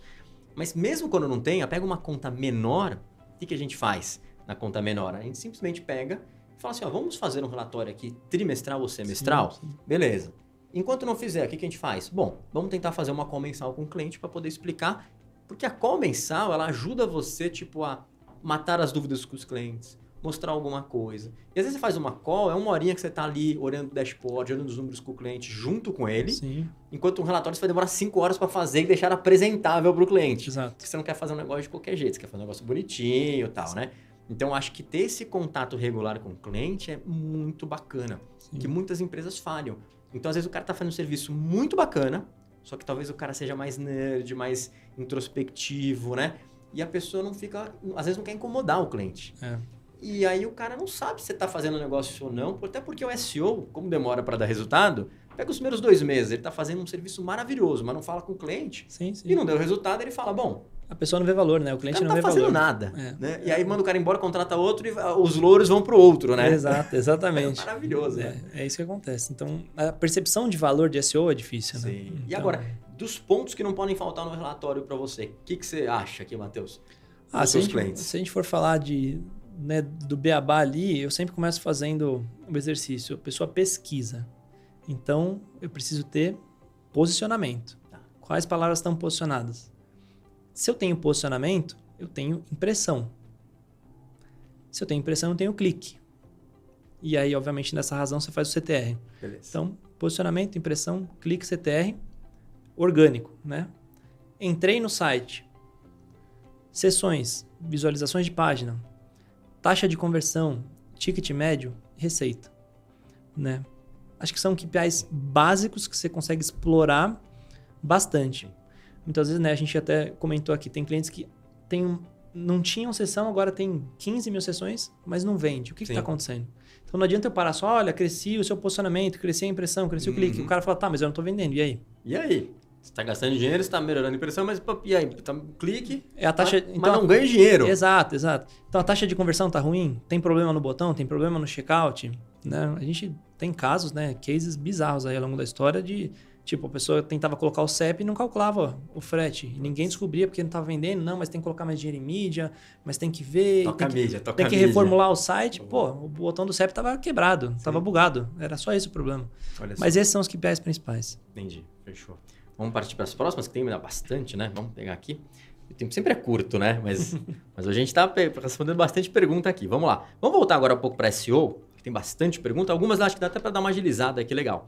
Mas olha só, você acabou de falar mais ou menos disso, e vou pegar essa pergunta da Gabi, Gabini575. Quanto tempo para ver resultados no SEO? E aquela pergunta clássica, né? E a resposta clássica, né? Depende. Depende, né? O clássico depende, né? Depende. Mas esse depende, eu comecei a fazer um exercício também com o pessoal. Quanto tempo eu demoro para fazer SEO? A gente pode falar, média de mercado, no mínimo 6 meses. Tem agências que fazem um contrato e prendem você por 12 meses, que ela precisa ter. Mas assim, Aí eu falo, qual que é o tamanho... O resultado, ele é sempre proporcional ao esforço. Então, se eu tenho um pacote de 20 horas de SEO por mês, em 6 meses, eu não fiz 6 meses de SEO. Exatamente. Eu fiz 6 vezes 20. Eu fiz 120 horas de SEO. Ou seja, 20 fracionado. Sim. Agora... Não deu hora nem de um analista integral no mês, na verdade, né? Então, assim, quem vai ter resultado? Quem vai ter mais resultado? O cara que fez 20 horas durante 6 meses... ou o cara que fez 160 horas durante 6 meses. Tem que falar. Né? Então, às vezes, eu tenho 20 por mês, estou fazendo SEO há 1 ano. Agora começou a dar resultado, depois de 12 meses. Então, a minha resposta é, depende. Né? Depois de 12 meses. Ou se você colocar uma pessoa dedicada, um volume de post, 2, 3 redatores, você vai ter resultado em 3 meses. E eu falo, é né? caso a caso, né? Porque você caso. Pega ali, você entra na conta, o cara, você encontra a conta toda ferrada tecnicamente e coisas que são teoricamente simples que você consegue arrumar rápido, o cara tem um resultado mais rápido. Porque tem cliente nosso que começou falando, John, já preciso de 5 autores. Pô, peraí, 5 autores escrevendo, o cara tem uma redação ali. Sim. Segundo mês já tava pegando, entendeu? E os posts não estavam nem posicionando, mas tinha web story, trazendo tráfego pra caramba. Então, assim, depende, que eu te falo, dessas características. Se eu for dar uma média, porque muitas vezes a pessoa quer ter uma média, né? Sim. Cada caso é um caso, mas é uma média. Na minha cabeça é 3 a 6. Sim. Entendeu? Então, vamos colocar mínimo. 4 meses e meio a média ali. Média. Por quê? Porque na média, 4 meses e meio, tem que dar um resultado. Então, o que acontece? É uma média. Se você chegar e falar, puta, estou há 12 meses fazendo trabalho de SEO e não tenho resultado, provavelmente tem alguma coisa errada. Talvez você vai falar, mas é porque eu tenho pouca hora de serviço. Tudo bem. Mas na média, 4 meses e meio. Então, assim, se você passou 2 anos fazendo trabalho de SEO e não deu nada, tem alguma coisa errada. Entendeu? Acho que 6 meses para levantar a lebre, né? E eu acho que é por isso que é importante ter essa visão dos KPIs, né, que a gente falou. Porque, assim, pode ser que nos primeiros 2 meses você não tenha aumentado a sua receita, né, de uma maneira exponencial. Mas pode ser que em 2 meses você começou a posicionar uns termos que você não tinha posicionado. Pode ser que a sua impressão já aumentou. Então, né, como eu sei se o serviço de SEO está dando resultado de fato ou não? Com certeza, nos primeiros 30, 45 dias, você já consegue ver alguma coisa, uma melhora. De repente, não é um resultado de posicionamento, mas o meu site audit estava em 50% lá no Semrush. Agora melhorou, está em 80%. Alguém fez alguma coisa Alguém fez alguma coisa. Mas já vi casos de clientes que falaram, olha, eu trabalho há 2 anos e não vejo resultado. Fala, opa. E aí você vai entrar no site e não tem um título. Sim, o cara tá barrigando, né? Não tá, né? O mercado tem várias peças ali, né? A gente tem que tomar muito cuidado. Tem que tomar cuidado. Mas é isso, ou seja, no final, basicamente, eu acho que esse é um ponto importante. Vamos lá para a nossa próxima pergunta aqui. Deixa eu ver qual que é a próxima aqui. Vamos ver, ó. Muito bom, né? Olha a próxima. Essa daqui é maravilhosa. Dá para fazer SEO no Mercado Livre? Ricardo Primo aqui mandou pra gente. Então, Ricardo, aqui, esse é um ponto que eu gosto de falar. Sempre, acho que uma das maiores discussões que eu tenho com as pessoas, assim, principalmente quando eu vou dar aula, é lembrar o pessoal que SEO, né, é busca, né? É marketing busca orgânico, a gente fala, mas no final dos contos é busca, as pessoas estão buscando. E normalmente elas pesquisam no Google. Mas elas podem pesquisar em outro lugar. Então você pode fazer um trabalho de otimização para um mecanismo de pesquisa que não é o Google. Então você tem ali o Mercado Livre, ou seja, pesquisei no Mercado Livre, será que eu apareço? Né? Você pode ter o LinkedIn, você pode ter o YouTube, que é o segundo maior mecanismo de pesquisa, e assim por diante. E aí daqui a pouco a gente vai estar pensando já, tipo, ChatGPT, etc. TikTok, né? TikTok, tem um milhão de situações, ou seja, eu preciso fazer um trabalho para aparecer na busca para o mecanismo de pesquisa que para mim é importante. E na maioria dos casos é o Google, mas talvez para você seja importante o YouTube, talvez para outro seja importante o Mercado Livre, assim em diante. E aí para responder, né, a pergunta aqui, você precisa entender como funciona o mecanismo. E assim, não precisa ter muito, né, não precisa ser um guru, mas você precisa estudar. Então vou dar um exemplo, o Mercado Livre, que é uma estratégia meio básica, assim, das clássicas que o pessoal faz. Como que você consegue posicionar bem no Mercado Livre? Então, primeira coisa, você tem que ter um básico do básico, que é ter uma página com produto, descrição, título, foto, se der um videozinho, ou seja, o conteúdo. Depois, esse cara tem um lance do histórico. Porque o Mercado Livre ele vai avaliar quantas vendas teve aquilo, se a avaliação é boa. E aí talvez você fala, puta, mas eu não vou me posicionar nunca, porque tem um monte de gente que tem um monte de venda aqui, né? Como que eu vou chegar nesse cara? Não vou chegar nunca, né? Vou estar sempre no final da página e ninguém compra. Então tem estratégias que você faz. Vou dar por exemplo, uma estratégia que a gente fez que funcionou super bem uns anos atrás para um cliente nosso. que ele também vendia no Mercado Livre. Hoje ele não vende mais, mas ele vendia. A gente falou, cara, baixa o preço. Ele falou, não, mas não dá, não tenho margem. Tem que... Não, peraí, dá sim, você não faz Google Ads, você não faz Facebook, não sei o que lá. Faço. Eu falei, bom, quanto você está gastando ali disso? Uns 30%. Eu falei, então você vai dar 30% de desconto desse produto, você para de fazer tudo isso. Sim. Porque no final, o cara tá na cabeça dele, é um desconto, mas o certo é avaliar aquilo como investimento de marketing. Sim. Você deu um puta desconto, o cara entra no Mercado Livre, procura muitas vezes por um negócio mais barato, compra de você. Tem um lance de expectativa, que é muito louco, né? Você comprou, foi comprar qualquer coisa, um celular. Comprou um celular 30% mais barato. Aí chega na caixa, bonitinho, eu ligo, tá funcionando, tá tudo redondo. Cara, expectativa, te surpreende. Você fala, eu ainda vou deixar um review maravilhoso pra esse cara. Sim. Aí é 1, é 2, é 3, é 4, e vai passando, você vai acumulando. E aí, na medida que você vai tendo esse histórico interessante, ou seja, em outros fatores de posicionamento no Mercado Livre, você tem, sei lá, mais estrelinhas, tem mais review, tem mais conteúdo, porque o usuário está gerando conteúdo para você lá também, né? Uhum. Você vai subindo. Então, naturalmente, você em algum momento vai poder conseguir subir seu preço. Então, você só está transferindo o investimento de marketing de uma maneira para outra. Esse é um exemplo de um monte que tem no Mercado Livre, ou se você for para outros lugares. Marketplace específico como a Amazon, que talvez seja uma otimização parecida, ou LinkedIn. Pô, quero aparecer quando o cara pesquisar, né? Não só meu nome, mas alguma outra coisa. Então, isso é interessante, né? Você já fez alguma otimização de Mercado Livre ou não? Sim. Essa pergunta está começando a ficar cada vez mais recorrente, né? Porque o negócio do retail media está crescendo e está bombando, né? Então, hoje, Mercado Livre, acho que o tempo que a gente está aqui conversando, já vendeu milhões, né? Então, eles já têm um tráfego. Então, está começando a despertar nos clientes. Quero fazer uma otimização para o Mercado Livre, para a Amazon. Dá para otimizar? Dá para otimizar. Então, coisa básica, título. Sim, às vezes o cara não faz nada, né? Tem um cliente que ele tinha uma integração, ele cadastrava os produtos no site como uma calça jeans, ele colocava C jeans. Tá. Porque integrava vindo como estava no cadastro. O que acontece? Os produtos dele no mercado falam C jeans rasgada.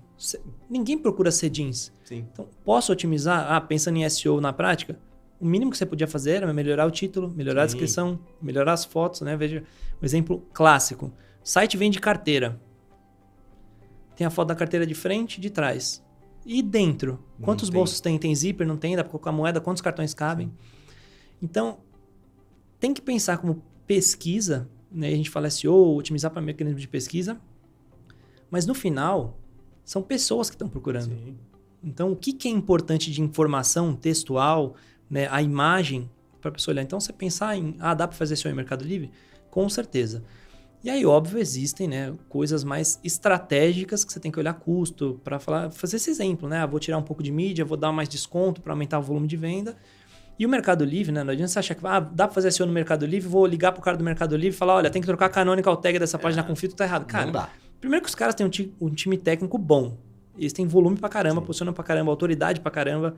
Então, assim, não acha que você vai mudar uma tag, uma velocidade, nada dentro disso. da plataforma do cara. Mas com certeza conteúdo dá pra você otimizar. Não, perfeito, isso é legal. Na Amazon tem a construção de brand pages, né? Sim. Então, você bota lá, dá pra fazer um conteúdo completamente personalizado. E um ponto importante é que a Amazon nos Estados Unidos, o cara tem o hábito de entrar já na Amazon pra comprar. Sim. E aqui no Brasil, a gente tá com características parecidas. Sim. Então, por exemplo, assim, eu vou contar o meu caso, né? Tipo, eu acho que qualquer coisa que não tem um valor absurdo, eu já entro no Mercado Livre porque eu sei que entrega rápido, eu sei que os caras às vezes tem R$5 acima do valor de mercado, mas dane-se, vai entregar rápido, tá tranquilo, se eu quiser eu devolvo, compro tudo.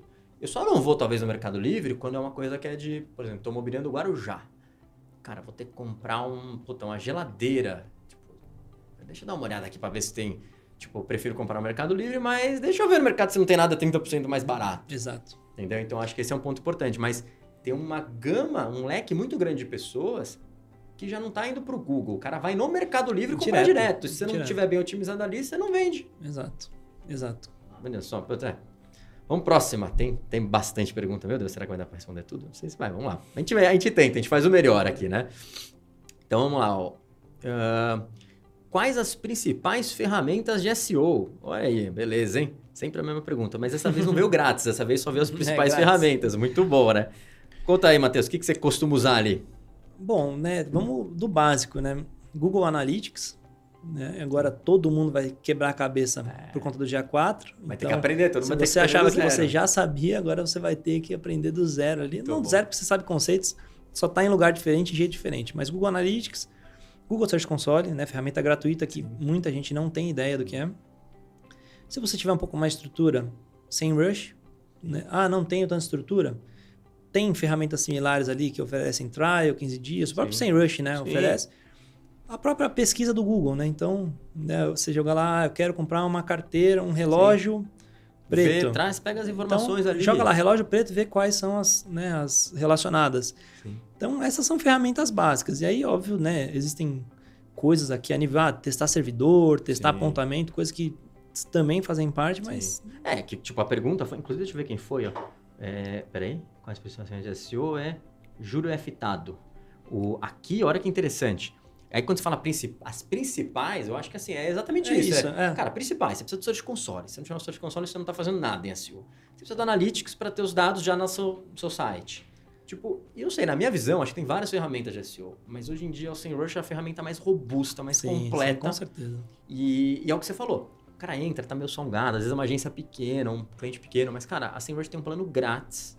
Sim. Tá? Tem no canal, inclusive, gente, tem tutorial como fazer o plano grátis lá, mas eles têm um trial. Cara, entra no trial, usa pra ver se você gosta, pra ver se aquilo é bom pra você. Mesmo que não seja, você fala, puta, não uso aqui, eu vou usar uma vez por mês e tal. Cara, mantém o plano grátis. O plano grátis te traz umas pesquisas, ele traz um monitoramento básico ali de site, que se você tiver um site pequenininho, puta, tem uma odontologia no Itaim, são 6 páginas, um blogzinho pequenininho. Cara, tá mais do que suficiente. E quando você crescer, você começa a pagar. Você já tem um histórico da conta e tal. Sim. Então eu iria nessas ferramentas. É claro que a gente pode juntar mais 1 milhão de ferramentas. Puta, tem o Master Público que é grátis, não sei o que lá. Aí você vai juntando outros, Ahrefs, eu também gosto de usar Ahrefs, mas... ChatGPT. Se você começar a juntar, aí você fala, puta, aí já começa a ter um monte. Mas talvez as principais puta, Search Console, Analytics, você tiver uma ferramenta de SEO mesmo para te ajudar como a SEMrush, que ela tem várias coisas, né? Já vai ser um ótimo caminho. Sim, acho que é bem por aí. Essas 3 ali são as 3 que precisa ter. Então o Matheus aqui concordamos nessa aqui, muito bom. Vamos lá. Aí aqui, ó... Lembrando que esse vídeo não é patrocinado pela SEMrush, Não é. Eric Casagrande aí, ó, fica a notícia aí, pagar um jantar para nós. Tem que ter o desconto, tem que ter o desconto na próxima mensalidade, né? Pelo amor de Deus. E assim, muito embora não seja patrocinado, gente, eu sempre falo, a gente sempre tenta recomendar coisas boas. Sim. É o que a gente usa, né? Eu uso isso o dia inteiro. Exato. Não tô recomendando. Então, por exemplo, teve uma época lá, muito tempo atrás, que eu usava a Moz.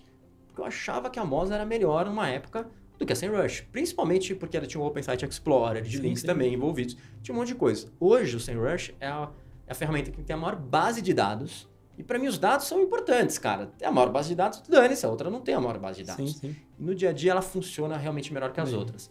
Tudo bem, talvez amanhã possa vir uma outra, mas hoje, para mim, é o que, funciona muito redondo, muito. De todas as ferramentas, se eu precisasse escolher uma, com certeza seria a SEMrush. Sim. Tá? Acho que vale um esforço, dependendo se for uma agência pequena, até vale o esforço ali, né? Para conseguir pagar. E é isso, linka naquela primeira pergunta, quanto cobrar por um serviço de SEO? Exatamente. Considera o plano da SEMrush no custo e dilui entre os clientes. Tem que ter. Então, essa é a sacada estratégica. Muita gente não vai considerando isso. Então, assim, você tem custo do quê? Você tem SEMrush. Por exemplo, cada funcionário da sua empresa, às vezes tem um e-mail do Google que é caro. Exato. Às vezes está pagando Canva, notebook. Tem que colocar tudo ali. Tem que diluir custo, mas tem que ter um SEMrush. Né? Falar que fazer um trabalho de SEO sem... Principalmente se você é uma agência de SEO. Não, né? Com certeza. Que, inclusive, é uma outra pergunta aqui, ó. Deixa eu pegar aqui. Gui Moraes, ó. Gui Moraes perguntou, o que faz exatamente uma agência de SEO, né? Então, aqui, Gui, acho que eu consigo até responder com um pouco mais de propriedade, porque a gente é específico de SEO, né? No caso, Matheus, você tem uma agência enorme, mas eu acho que você tem consegue complementar legal. Então, uma agência de SEO, basicamente, ela vai oferecer serviços de SEO, né? Ela é especializada naquilo. Não significa que ela não consiga oferecer outras coisas. Então, por exemplo, lá na agência, o que a gente faz? A gente tem o serviço de SEO, que é tanto a consultoria quanto o serviço aplicado, mas a gente tem coisas que correspondem. Então, tem toda a parte de analytics, GTM que a gente mexe. Por quê? Porque entra no cliente, os números estão errados, a gente tem que arrumar. A gente tem a parte o quê? De desenvolvimento para fazer site, blog e servidor. Porque entra no cliente, o cara está com o servidor ruim, o site, o tema está todo quebrado do cara. A gente tem que arrumar, senão o nosso serviço não funciona. Então, você vai incorporando vários serviços, que alguns são mais distantes, talvez o servidor, por ser mais técnico, mais distante, e alguns são mais próximos do SEO, como a geração de conteúdo que está atrelada ali. Ou seja, a gente tem autor para gerar conteúdo. Então, a agência de SEO ela pode fazer tudo isso. Mas, de uma maneira bem simples, eu acho que o principal ponto da agência de SEO é a parte técnica, né? você tem a parte de on-page, que é otimizar os resultados. Você tem a parte de conteúdo, que eu acho super importante, porque às vezes é um diferencial, cara, você conseguir ganhar autoridade através desse conteúdo. Você tem a parte de backlinks, que normalmente contas mais avançadas vão fazer. Você não pega uma continha pequena para fazer isso, entendeu? Porque até tem um investimento maior, tem mais horas, é mais complexo, tem uma série de coisas. Mas a agência de SEO ela tem que ser especializada nesses pontos, que é o que a gente chama de marketing orgânico, de uma maneira geral. Porque o SEO acaba entrando em outras áreas também, que a gente chama de orgânicas, né? Agora, normalmente a agência de SEO está atrelada com outros pontos, que são não só o SEO, mas vem para Analytics, GTM também ali, dados analíticos, Web Analytics de uma maneira geral, criação de sites, porque o cara já sabe criar site às vezes de uma forma que performa melhor. E aí você tem um benefício também lá nos resultados de pesquisa do Google, né?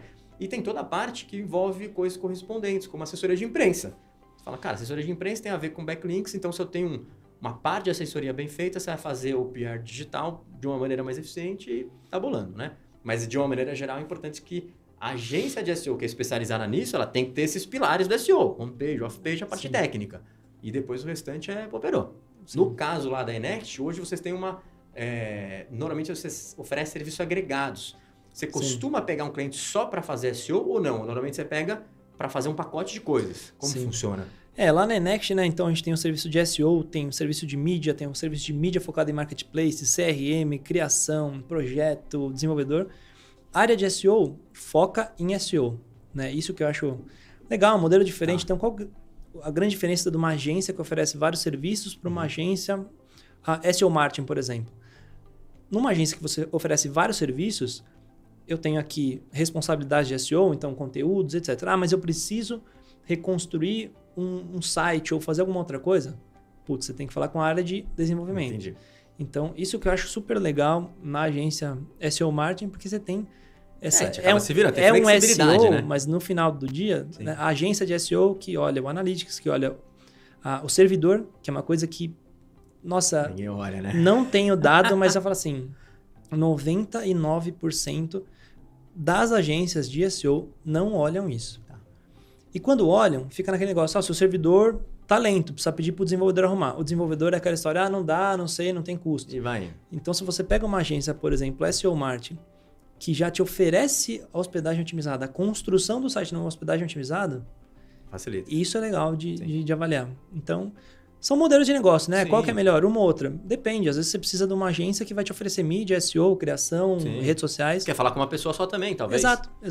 E às vezes você quer falar... Exato.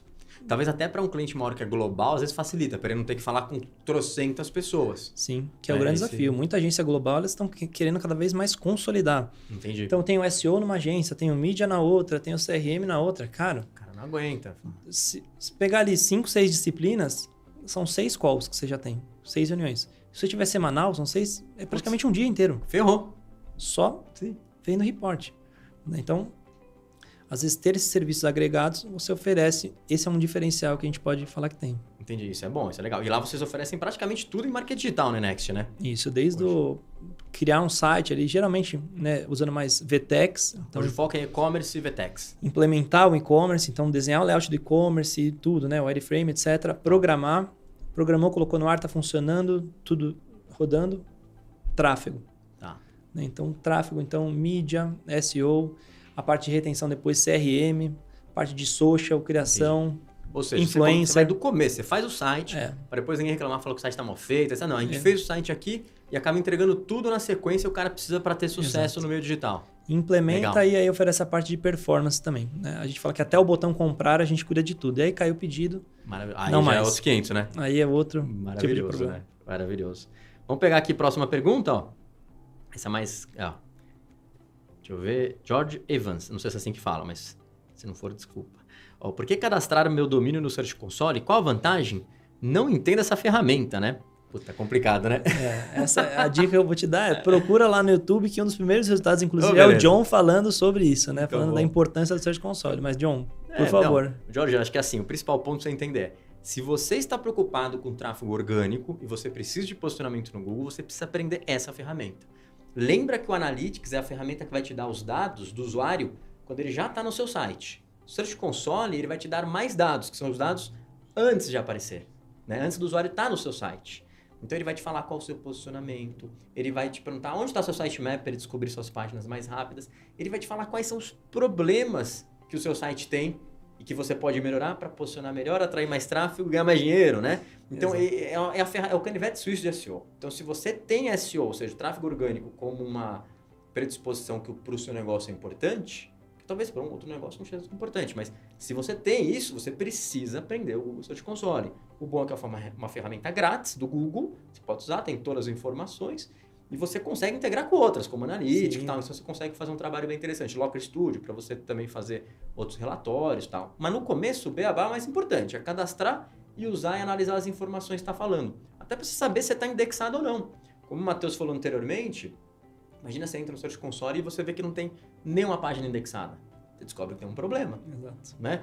E, por exemplo, vamos supor que você comece a fazer um trabalho de SEO. Ali você consegue identificar, tem uma palavra que me importa bastante. Um keyword ABC. Aí você está na posição 70. No outro mês você foi para a posição 40. Aí no outro mês você foi para a posição 11. Só que você não tem um clique ainda, porque você está na página 2. Mas a melhoria que você teve foi gritante. Você saiu de uma posição quase 100 para uma posição 11. Questão de tempo de você aparecer para a página 1 e trazer tráfego. Mas aí vamos supor que você contratou uma agência para fazer esse trabalho. E você não está indo, né, tráfego e venda no seu site. O que você faz no terceiro mês? Você manda os caras embora. Porque você fala, não estou sentindo melhoria, não faturei nada. E o cara fez um trabalho excelente. Se você deixasse ele trabalhar mais um tempo, você ia colher muitos louros. Então, o Search Console é uma ferramenta que, ao meu ver, tem que cadastrar. E aí talvez um ponto importante é que é trabalhoso, gasta tempo e tal. Com essa briga de ChatGPT e Google, né, que está começando aí de novo, talvez faça sentido para o seu negócio também já cadastrar no Bing, que tem uma ferramenta similar que faz a mesma coisa. Então, acho que fica a dica aqui, né? Sempre bom, né? Boa. Vamos lá, próximo aqui, ó. Nossa, as páginas do meu site estão dando esse tipo de erro, ó. Página alternativa com tag canônica adequada. Qual a melhor alternativa para resolver? Uma média de 501 páginas. Foi Ideias Tecnologia. Então, Ideias Tecnologia, né? Ponto importante. Essa até eu acho que eu vou responder porque eu vi uma pergunta parecida na live antiga. Ponto importante. Essa ferramenta... Você viu isso no Search Console. E no Search Console tem um relatório, que é o relatório de páginas indexadas, né, e não indexadas. E ali muitas vezes as pessoas olham como se tudo fosse problema. Aquilo é uma informação em primeira instância. Então muitas vezes você está falando assim, olha, essa página não está sendo indexada porque ela é canônica. Então às vezes é uma canônica porque, sei lá, a preferencial é a versão com barra e não sem a barra. Não tem um filtro. Alguma coisa do gênero. Então assim, no final, você tem que saber ler essa informação. Que é o que a maioria dos problemas, a grande maioria das pessoas chega, aquele aviso do Search Console no e-mail, a pessoa entra em pânico. Acabou a prioridade da semana. Acabou a prioridade, o cara quer resolver aquilo, sendo que aquilo não é um problema. Não. Então, nesse caso especificamente, aí você tem que entrar no relatório para avaliar, lógico, né? Mas vamos supor que você fala assim, puta, a minha página, sei lá, /shop. Em teoria, não tá indexando porque tem uma canônica adequada. Deixa eu ver qual que é a canônica que ele está informando. É a shop com a barra. Você fala, não, peraí, então tudo bem, é que eu estou fazendo um trabalho para evitar duplicidade. Então, beleza. Isso acontece nesse relatório com redirecionamento, com uma série de outras coisas. Então, tirando algumas aqui, como, por exemplo, página de erro, 4xx, né, que eles falam ali, que aí provavelmente é um erro mesmo, a grande maioria aqui ela é informativa, então você tem que entrar e validar. Ponto importante também, só para não esquecer, gente, no Search Console é assim, e na SEMrush, se você estiver fazendo auditoria, é a mesma coisa. Então, ele te passa os problemas e aquilo não é uma verdade universal. Você tem que olhar aqueles problemas para validar. Tanto que você tem um botão ali de ocultar. Por quê? Porque significa que você olhou e falou, não, mas esse não é um problema. É uma característica do meu site, é uma decisão que eu tomei. Que talvez ele fale, tem uma página não indexada. Mas é uma página de obrigado aqui, que é a minha meta de sucesso, eu também não quero indexar. Era uma área administrativa. Você vai lá e oculta, beleza. Então, sempre você tem que analisar os dados para conseguir ver se realmente aquilo é um problema. Isso é bem comum, hein? Não sei se você tem esse problema lá na agência também. Não, total. Veio o e-mail do Search Console, né? A pessoa recebeu, geralmente gerente de e-commerce encaminha, olha, estamos com problema no site aqui e tal. Você vai ver, a tag está adequada. Não, você não tem problema nenhum. Tem jeito, Mas aí que vem a senioridade, né? Porque, geralmente, você é um estagiário, um analista, não tem essa visão mais parruda técnica, já olha entre desespero. Em pânico, né? Em pânico. Normalmente o cliente que entra, mas às vezes as pessoas sem experiência, o analista, ele também pode ter isso, né? Por isso que é importante ter um olhar sênior sempre, né? No negócio. Vamos lá, próximo. Aqui tem um monte, meu Deus, peraí. Deixa eu pegar aqui, ó. Aqui a gente passou. Opa, amigo, beleza. Tem um site, tive que trocar de URL. O que eu preciso fazer no Google Search Console? Cadastrar um novo domínio? Quando eu procuro no Google, não aparece meu site novo, só o site antigo. É Utility Store, nome aqui. Utility Store. Então, Utility Store. Que é o seguinte, então pelo que eu entendi, tá? Eu não sei se eu entendi direito, mas você tinha uma loja e agora você cadastrou um novo domínio para sua loja. E quando você procura no Google, só tem essa daqui. Então tem um monte de coisa que você tem que fazer aí, mas de uma maneira bem simplista. Você precisa ter o cadastro dos 2 domínios no Search Console. Informar para o Search Console, então tem uma maneira de informar a transferência, sendo que a loja antiga você tem que aplicar um redirecionamento 301 da loja para a nova loja, tá? Então isso é muito importante. Porque para que o Google consiga entender e ele consiga você posicionar de novo e transferir essa autoridade. Então, de uma maneira simplista é isso. Agora, tem uma série de características aqui que pode estar acontecendo. Então, às vezes o cara fez um site novo e o site novo estava em desenvolvimento, colocaram no index. Clássico. Não vai aparecer nada, entendeu? Putz, aí e vai ficar antiga lá de eterno, principalmente se o cara não redirecionou. Então, acho que tem algumas situações que tem que tomar cuidado, mas de uma maneira geral, eu acho que cadastra os 2 domínios no Search Console, aplica o redirecionamento 301 e informa o Google sobre essa transferência de domínio. Matou isso, acho que é o básico, né? Boa. Acontece muito esse negócio no index, né? Cara, tem uma história curiosa. Uma vez eu tava jantando e meu telefone começou a tocar. E, pô, apertando. Vou atender. Era um cara, me ligou desesperado, falando, eu peguei seu contato, me indicaram, eu tô com um problema muito grave.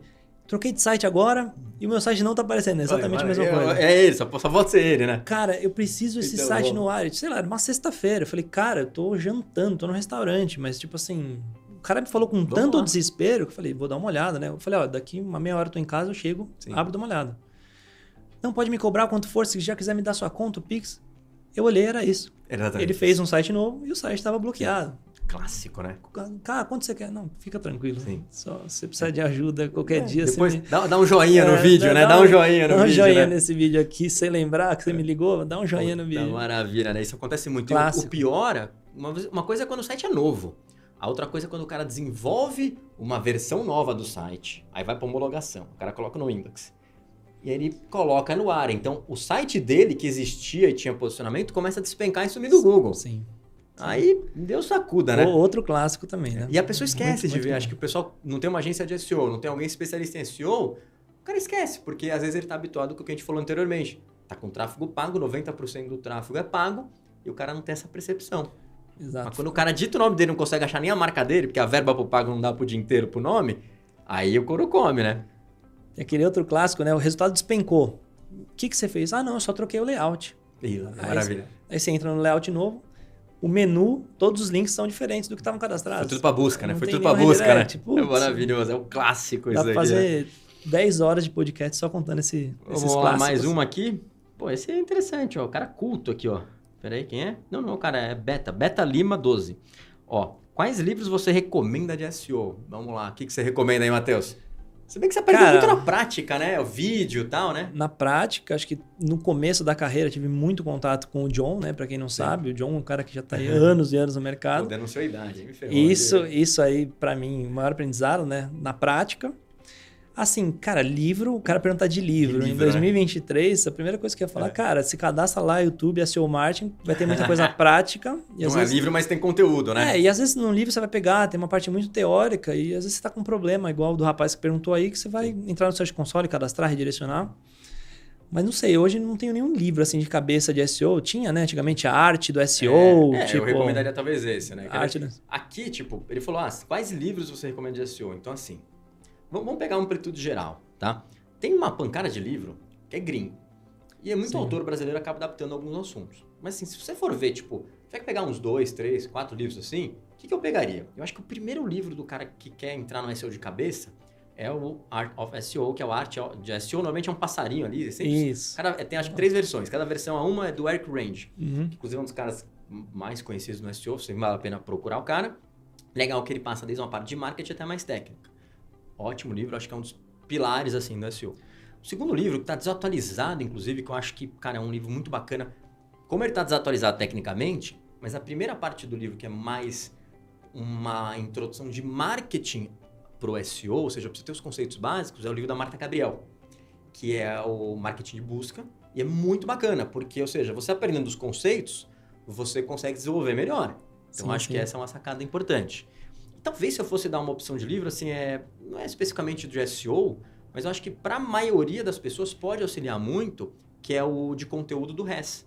Por quê? Porque o conteúdo está muito associado ao tráfego orgânico, né? São serviços, disciplinas que estão intrínsecas ali, uma junto com a outra, andando em conjunto, uma ajudando a outra, né? Sim. Não dá para separar. A gente separa porque tudo bem, o cara gerando conteúdo de várias maneiras diferentes e tal. Mas esse do RES também é muito bom. São livros muito legais para ter.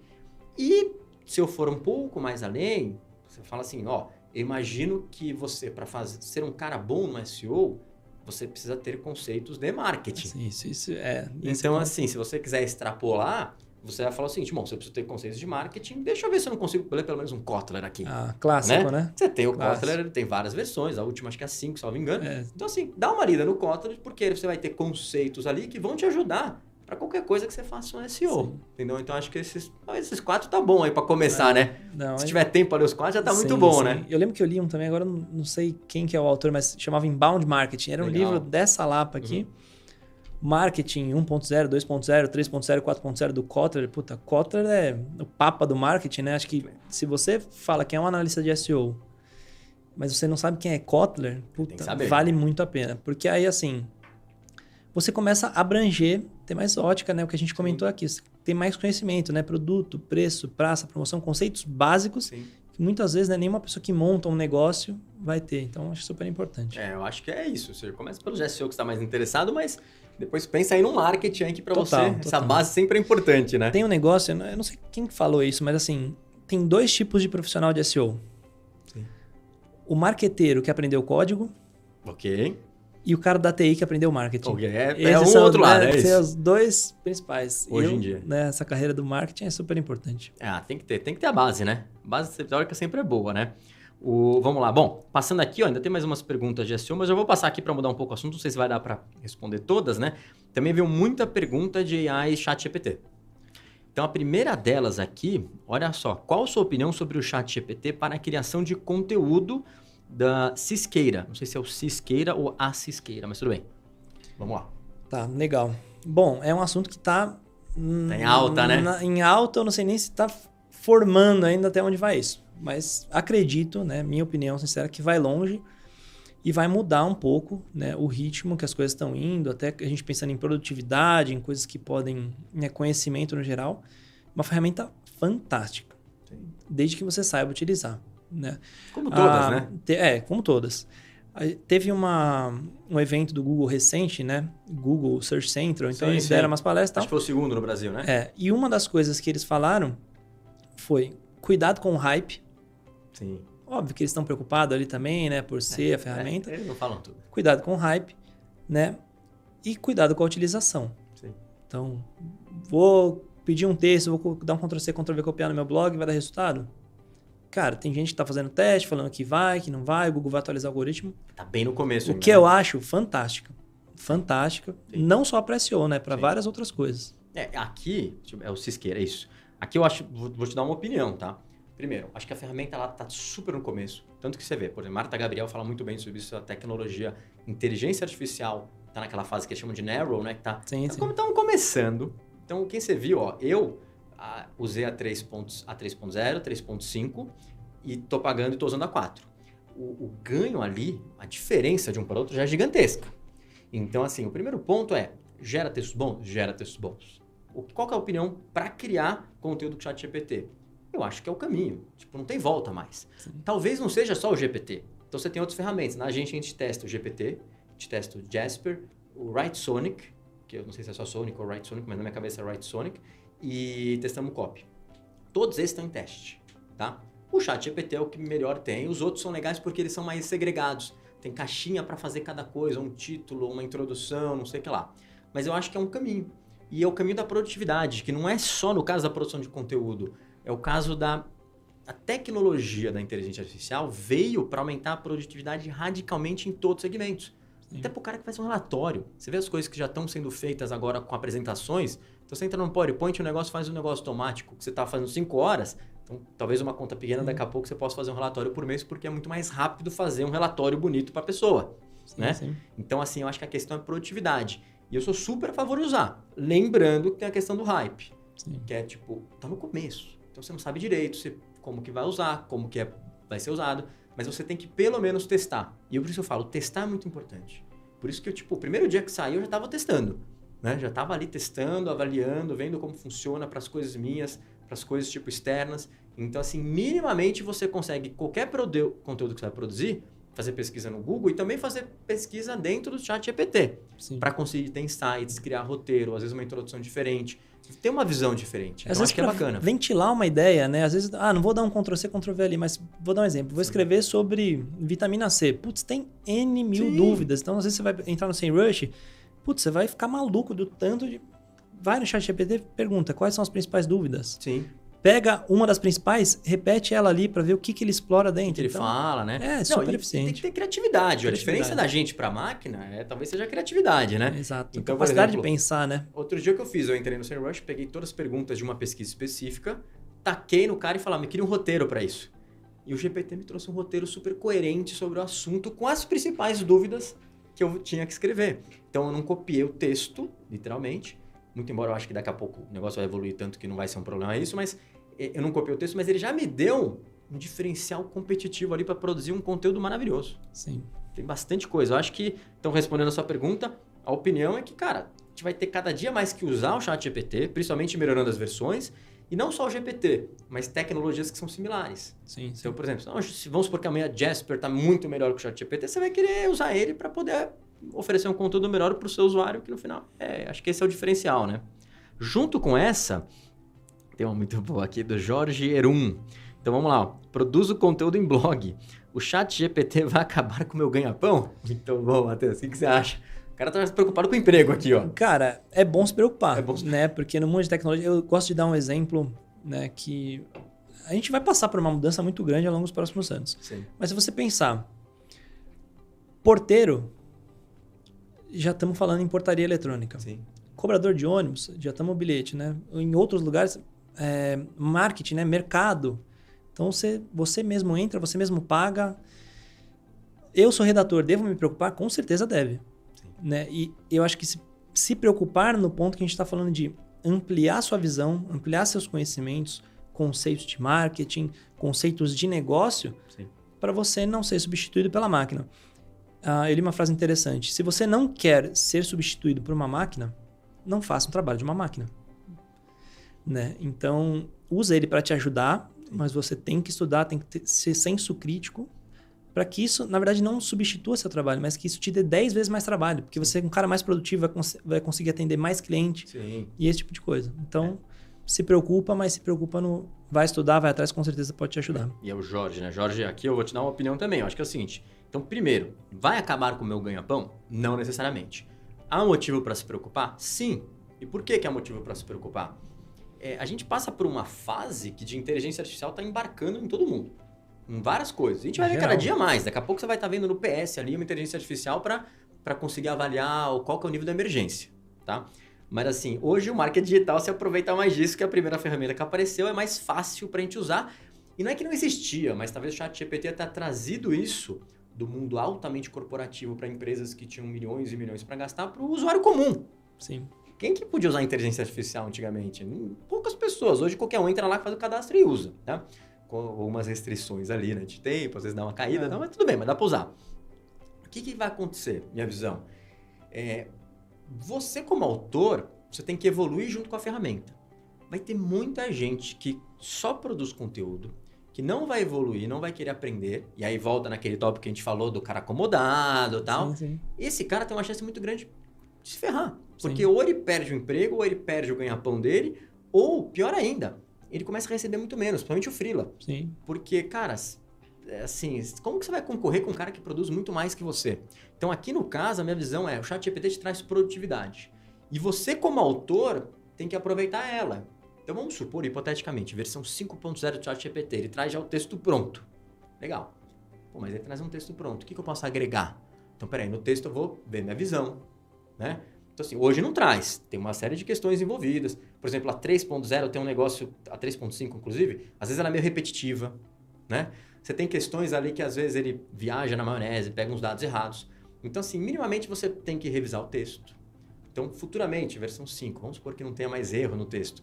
Pô, mas peraí, eu consigo colocar vídeo nas partes para explicar, imagem que ilustrem? Então, você tem que ser um autor mais eficiente e diferenciado para pegar, por exemplo, uma descrição ali que ele está falando sobre alguma coisa, eu vou criar um infográfico para explicar melhor isso. Olha só a diferença. Exato. Conectar e concatenar melhor as ideias. Então, você tem um monte de coisa que dá para evoluir. E o que o Matheus falou é produtividade. Se você hoje produz 2 textos por dia, sei lá, um de manhã e um à tarde, você consegue ou produzir um pouquinho mais, ou você consegue produzir 2 textos maravilhosos. Com muito mais informação. E aí eu vou te dar 2 exemplos. Puta, produzir 2 textos muito legais, de 4.000 palavras, entendeu? Mais ou menos, né? 4.000 palavras. Agora, assim, que eu copiei algumas partes, pedi introdução, tive insights de outras. Mas, assim, tem coisas que você tem que tomar cuidado hoje, que a gente está numa fase de transição. Mas, por exemplo, teve uma que era de caminhada e sedentarismo. E aí ele falou ali que a caminhada gastava 400 calorias por hora. Eu falei, mas nem ferrando! Eu tô correndo ali no parque, me morrendo aqui pra emagrecer e não gasto isso. Como o cara tá caminhando aqui gastando isso por hora? Aí você começa a ter a percepção que o autor bom vai ser o autor que tem experiência naquele assunto. Sim. Porque se você não tem experiência, o ChatGPT escreve tão bem convincentemente, ele te vai convence de uma mentira. Então, ou você tem que ser um checador de fatos, ou você tem que conhecer para saber o quando que a ferramenta está errando. Então, por isso que eu falo, lá na agência a gente tem uma tendência a segmentar os autores por áreas. Quem está escrevendo na saúde, fica na saúde. Quem está escrevendo sobre atividade física. Quem uma área mais comercial. Então, você vai trocando essas áreas porque a pessoa que escreve sobre energia solar, ela manja de energia solar. Exato. E aí, quando ela usa o GPT para escrever alguma coisa, ou para trazer insights, ela sabe se aquilo está sendo uma viagem na maionese ou não. Então, acho que como autor, onde você pode evoluir? Em vários pontos. Melhorando ali, tipo, criando imagens, ou até aprendendo a criar conteúdos em vídeo para auxiliar ali o conteúdo, mas você tem o principal ponto, que é entender do assunto. Sim. Entendeu? Então, não adianta eu escrever aqui sobre alimentação infantil, não entendo, meu negócio é SEO, marketing digital. Então, assim, pô, vou escrever sobre, tipo, alimentação infantil, ou eu sou uma pediatra, por exemplo, ou eu tenho que estudar e entender muito bem aquilo para começar a escrever sobre o assunto. Então, vai exigir que o autor entenda e talvez comece a se especializar em áreas. Olha só que interessante. Ótimo. E vai totalmente de encontro com o framework EAT, né? Então, que muito discutido no mercado. Não sei se vocês já viram do Google, né? Mas você tem o EAT e tem o EAT agora. O EAT, botaram um E a mais, aí ficou EAT, né? E aí, basicamente, é a experiência. Exato. Ou seja, você vê que o ChatGPT está vindo e está, ao mesmo tempo, trazendo um conceito que o Google já trouxe antes, que é, Sim. olha, não adianta você só ficar colocando texto aí, eu quero ter certeza que você tem experiência. Sim. E aí você tem que mostrar ali, quem está escrevendo esse artigo? Exato. Que é uma preocupação, porque tem muita empresa que não quer colocar nenhum autor ali. Sim. E aí como o Google vai entender que ali é uma pessoa de autoridade escrevendo? Isso é um ponto importante. Toma cuidado, gente. Vamos lá. Próxima pergunta aqui. Acabando o tempo, gente. E tem pergunta ainda, mas fica para a próxima algumas aqui. Olha, não se deve usar os textos da IA no site. É isso? Então, é interessante isso, tá? Porque vai muito de acordo com o que a gente está falando aqui. Sim. Então, assim, tem um ponto importante. Há algum tempo atrás... Vamos lá, vamos por partes. Eu acho que assim, não se deve usar o texto de IA no site. Depende de que site. Então, às vezes você tem um site pequeno, institucional, você acabou de fazer, você quer usar um texto de inteligência artificial, Sim. pô, vai colocar ali, principalmente o desenvolvedor, tá criando o site, coloca ali, já deixa um site mais ou menos montado pro cara, para designer ou talvez até pro cliente final escrever. Acabar com o Lorem Y, né? Acabou com o Lorem Y. Agora, do ponto de vista de SEO, o que aconteceu é que você teve uma fase que o Google, a priori, ele não, texto automatizado, não pode, não sei o que lá, e ele mudou a documentação para falar, não, o que a gente está querendo ver aqui é se o texto oferece valor para os usuários, tem um bom conteúdo. Resumidamente é isso. Então eles mudaram. E essa mudança deles deixa claramente, a minha visão pelo menos, que não é um problema criar o texto com inteligência artificial, ou ChatGPT e assim por diante. Desde que seja um texto bom. Sim. E aí vai naqueles preceitos que a gente falou. Você vai usar o ChatGPT para criar um site? Legal, mas você revisou? Você concatenou as ideias? Você colocou cabeçalho, você colocou link para as fontes, então você tem que achar fonte. O GPT não trouxe fonte nenhuma. Você está falando dos negócios, tem fonte? Sim. Pô, tem imagem, vídeo. Então, assim, é agregar valor. Então, o autor, talvez, ele vai se transformar num cara que é um revisor com um plus ali de checador de fatos e uma mistura de coisas. Ou seja, o autor ele vai ter que evoluir, mas ele vai virar um profissional mais qualificado. E o autor que conseguir fazer isso, vai ganhar mais. Muito. Esse é Tem um um ponto mercado importante. enorme ainda para explorar. O que você acha, Matheus? Não, concordo 100%, né? 110% de tudo isso. E sempre lembrar, né? Devo ou não usar? Sempre bom senso. Né? E encarar o ChatGPT como uma ferramenta. Sim. Assim como o SEMrush, Search Console, Exato. dão várias coisas prontas ali, mas você tem que saber interpretar, verificar os fatos. Mas concordo, assim, hoje é difícil, né? Falar assim, eu estou produzindo texto aqui, quero ganhar aumento. Sim. Quantos textos você produz por dia? 2 por dia. De 500 palavras. De 500 palavras. E aí, hoje, se você pegar um redator que já tem essa visão, usa o ChatGPT, ele produz o dobro. Ou, de novo, 2 muito melhores. Sim. Né? Porque ele usa a ferramenta para isso. Então, abrir a visão, ampliar o conhecimento vai ser o diferencial. Eu acho que tem que ser isso, gente. Abraça a ideia. É melhor abraçar agora do que ficar para trás, né? Eu já faço esse tipo de pergunta na entrevista. Conhece ChatGPT? E deixa bem aberto. O que você acha? Para ver a opinião? Legal. Assim, até o momento que eu não tenho muito volume, né? Mas eles... uns 50%, eu diria. 50% fala que já conhece, já ouviu, 50% não. Pô, o cara que não conhece, que muitos falam, mas estava de férias há 6 meses? Onde você estava nos últimos 6 meses, né? E marketing digital, analista, trabalha em... Então... E não faz a menor ideia do que é. Exatamente. Vamos lá, vamos lá. Dá mais tempo de 2 perguntas. Vamos pegar as últimas 2, gente. Vamos lá. Então, primeira aqui, ó. Vale a pena a versão paga do ChatGPT? Romieira. E aí, Matheus? Tá pagando ou não tá? Como que tá? Depende, né? Tá. Depende. Atualmente a gente não paga. A gente está usando ainda, porque é o que falou, está em desenvolvimento, né? Ainda estão falando que vai pagar. Será que vai ser esse preço mesmo? Sim. Ou será que depois vai começar a mudar o grau? Perfeito. Então, estamos explorando, porque, de novo, a gente não está usando isso como um redator. Sim. A gente está usando para dar ideias, para vocês vão pegar a hype. Você está avaliando, introduzindo. Avaliando. Né? Então, por enquanto, não. Vale a pena? Cara, depende. Sim. Tipo, você fala assim, eu prefiro pagar o ChatGPT. Né? Para quem? É que o preço realmente é competitivo. Assim, também né? é uma agência grande. Uma agência grande é um transatlântico. Você Exato. não pode fazer manobras muito arriscadas, né? Exato. Vamos no conservadorismo. Eu tô pagando. Entendeu? Agora, um ponto importante. O ChatGPT ele tem uma versão paga, que não tem plano empresarial ainda, pelo que eu saiba. A última vez que eu vi não tinha o plano empresarial, porque eu queria fechar para outros, mas assim, os autores, a gente reembolsa para o cara poder usar, tá? E assim, o que a versão paga inclui? Ela tem mudado. No começo era só a 3.5 Legacy para 3.5 Turbo. O diferencial era a velocidade. Dava umas respostas ligeiramente diferentes, mas um pouquinho de diferença. Mas era a velocidade porque enche o saco. Você perguntar um negócio e ficar esperando meia hora para escrever. Mas até aí não tinha um valor absurdo. Você esperava um pouco e ia, né? Para alguém que produza conteúdo, então assim, usa uma vez ou outra brincando, querendo... Não vai fazer diferença a velocidade. Exato. Mas se você produz conteúdo, você é um autor, você ganha produtividade na brincadeira. Bacana. E aí tem um lance até da estabilidade, né? Que você pode acessar o dia inteiro, não vai travar aqui. Sim. Agora, quando entrou a versão 4, se você está pagando já o GPT, você já tem a versão 4. Que ela vai escrevendo mais devagarinho, na verdade. No momento, né?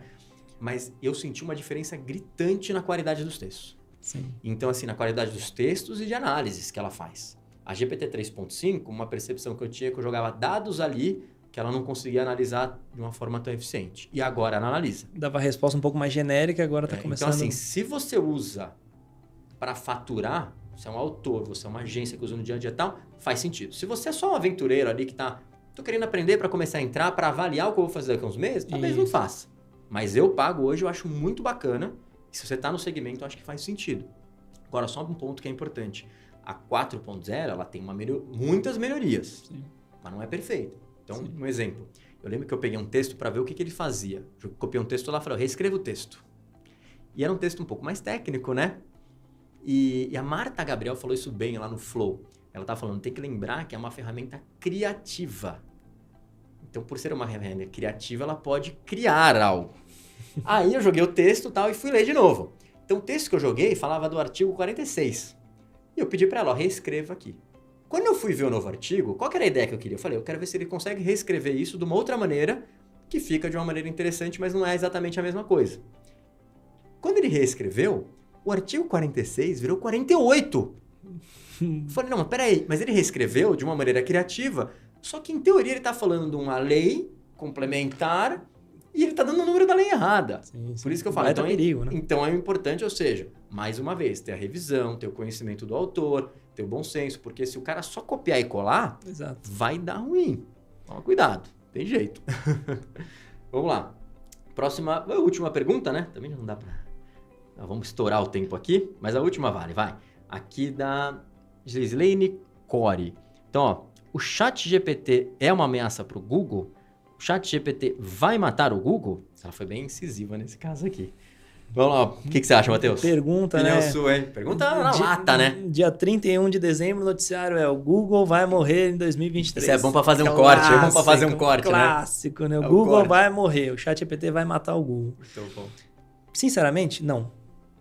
Não, o Google é muito sólido, tem muita coisa embarcada ali. Os caras não vão deixar isso para trás, então já começaram a falar ali do BART, um assunto um pouco polêmico, mas o ChatGPT vai matar o Google? Acho pouco provável. Essa é a minha opinião. Porque a gente acostumou durante anos fazer a pesquisa no Google. Você abre, destrava o celular, tem a barrinha do Google no Android.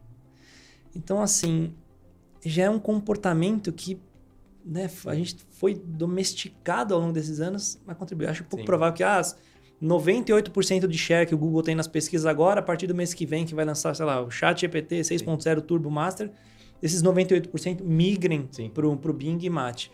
Acho que vai acirrar a competição, acho que é bom. E vejo isso, é uma competição saudável e cada vez nós vamos ter produtos melhores, produtos mais eficientes para melhorar o dia a dia. Mas matar, com certeza não. Eu não tenho uma opinião formada, porque eu tenho uma opinião que talvez sim, talvez não. Então, mas eu não tenho uma opinião formada porque eu estou meio vendo para todos os lados. Então, qual o ponto? Pode matar o Google? Eu acho que até pode, porque a gente tem um histórico, né?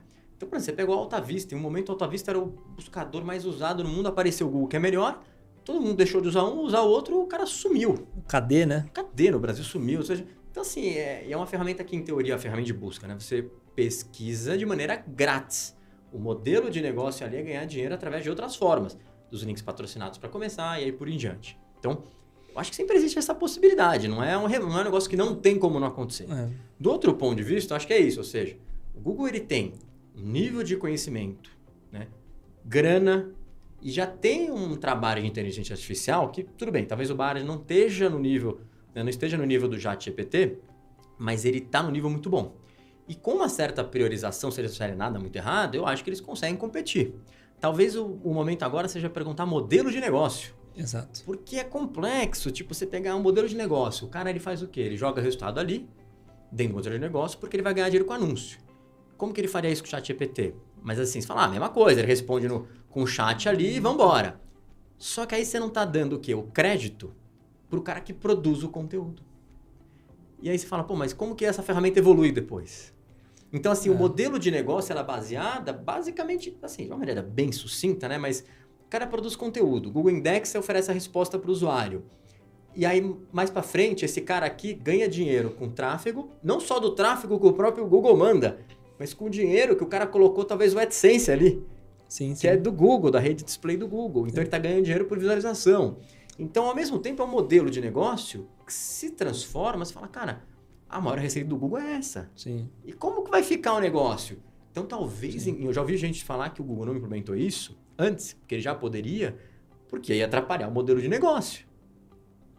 E o que a gente não sabe também é se o ChatGPT quer matar o Google. Porque muitas vezes a gente está olhando aqui e ele não quer fazer uma ferramenta de pesquisa.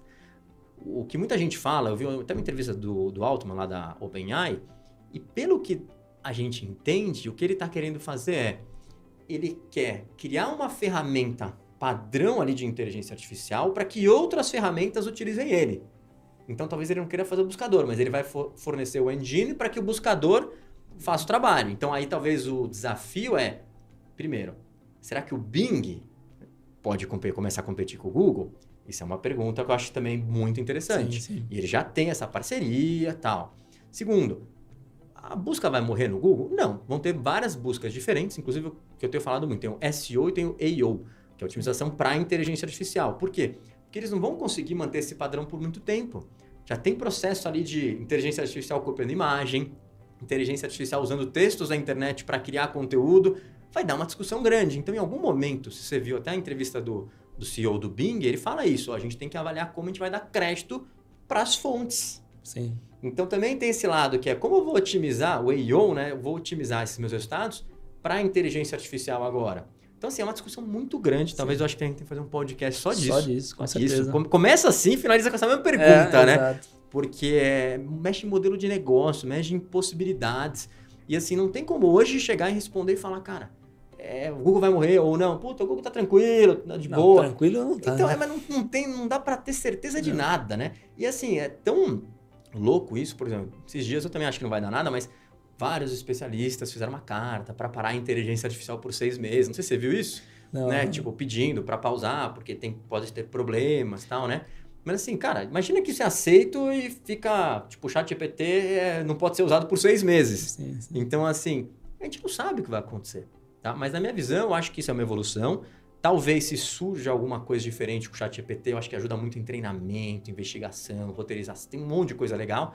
Talvez o Google vá perder um pouco de tráfego, perde tráfego talvez para o GPT, para o Bing, talvez, mas ele não morre de uma hora para outra. É que nem o Flash. O Flash morreu, mas ficou anos a galera fazendo site Flash e a gente refazendo site em Flash. Sim. Então tem muita gente ali que tem site em Flash, acho que hoje não tem mais, pelo amor de Deus. Mas tem gente que tinha site em Flash muitos anos depois da tecnologia já não ser utilizada. Não era nem indexada no Google direito, né? Então, eu acho que assim, tudo pode acabar, mas provavelmente isso não vai ser de uma hora para outra e vai ter uma reação boa. Lembrando casos que a gente já viu. A própria Microsoft. Pô, Netscape bombou, virou um navegador padrão. E eles falaram, não. A gente tem um sistema operacional aqui, a gente vai botar o nosso navegador aqui. E o Explorer, que era um horror, virou bom e acabou com o Netscape. E aí você tem que lembrar que, quer não, o Google tem assets. Que é o que você falou. Pô, peraí. Mas o Google tem Android. Exato. Os celulares têm Android. E aí? Como que vai funcionar? Ele tem um poder ali na mão. Como que ele vai gerenciar? Mas... Tá difícil, hein? Mas a gente pergunta boa. Prometemos um podcast só desse assunto, né? Tem que fazer uma roda de debate, uns 6, 7 aí do mercado para quebrar o pau. Ó, já estouramos nosso tempo aqui. Mas, gente, vamos lá. Mais uma vez agradecer aí as perguntas. Não esqueçam, manda pergunta onde vocês quiserem. Pode ser no Instagram, no TikTok, no YouTube, em qualquer canal que vocês quiserem, nos comentários ou no direto. E a gente vai responder as perguntas aqui. Preferencialmente no comentário, que é mais fácil, depois a gente responde no próprio comentário, tá bom? Não esquece de acompanhar, às vezes a gente passa uma ou outra batida. Pode mandar que a gente responde tudo. Matheus, te agradecer aqui pelo papo. Ótimo papo obrigado. Hoje. Ótimo papo. Vamos vir mais vezes aqui, até para o ChatGPT. Acho que vai ter um papo bom. Vamos convidar mais gente para falar sobre isso, hein? Com certeza. Obrigado pela participação. E é isso aí, gente. É isso aí. Valeu. Até mais. Tchau.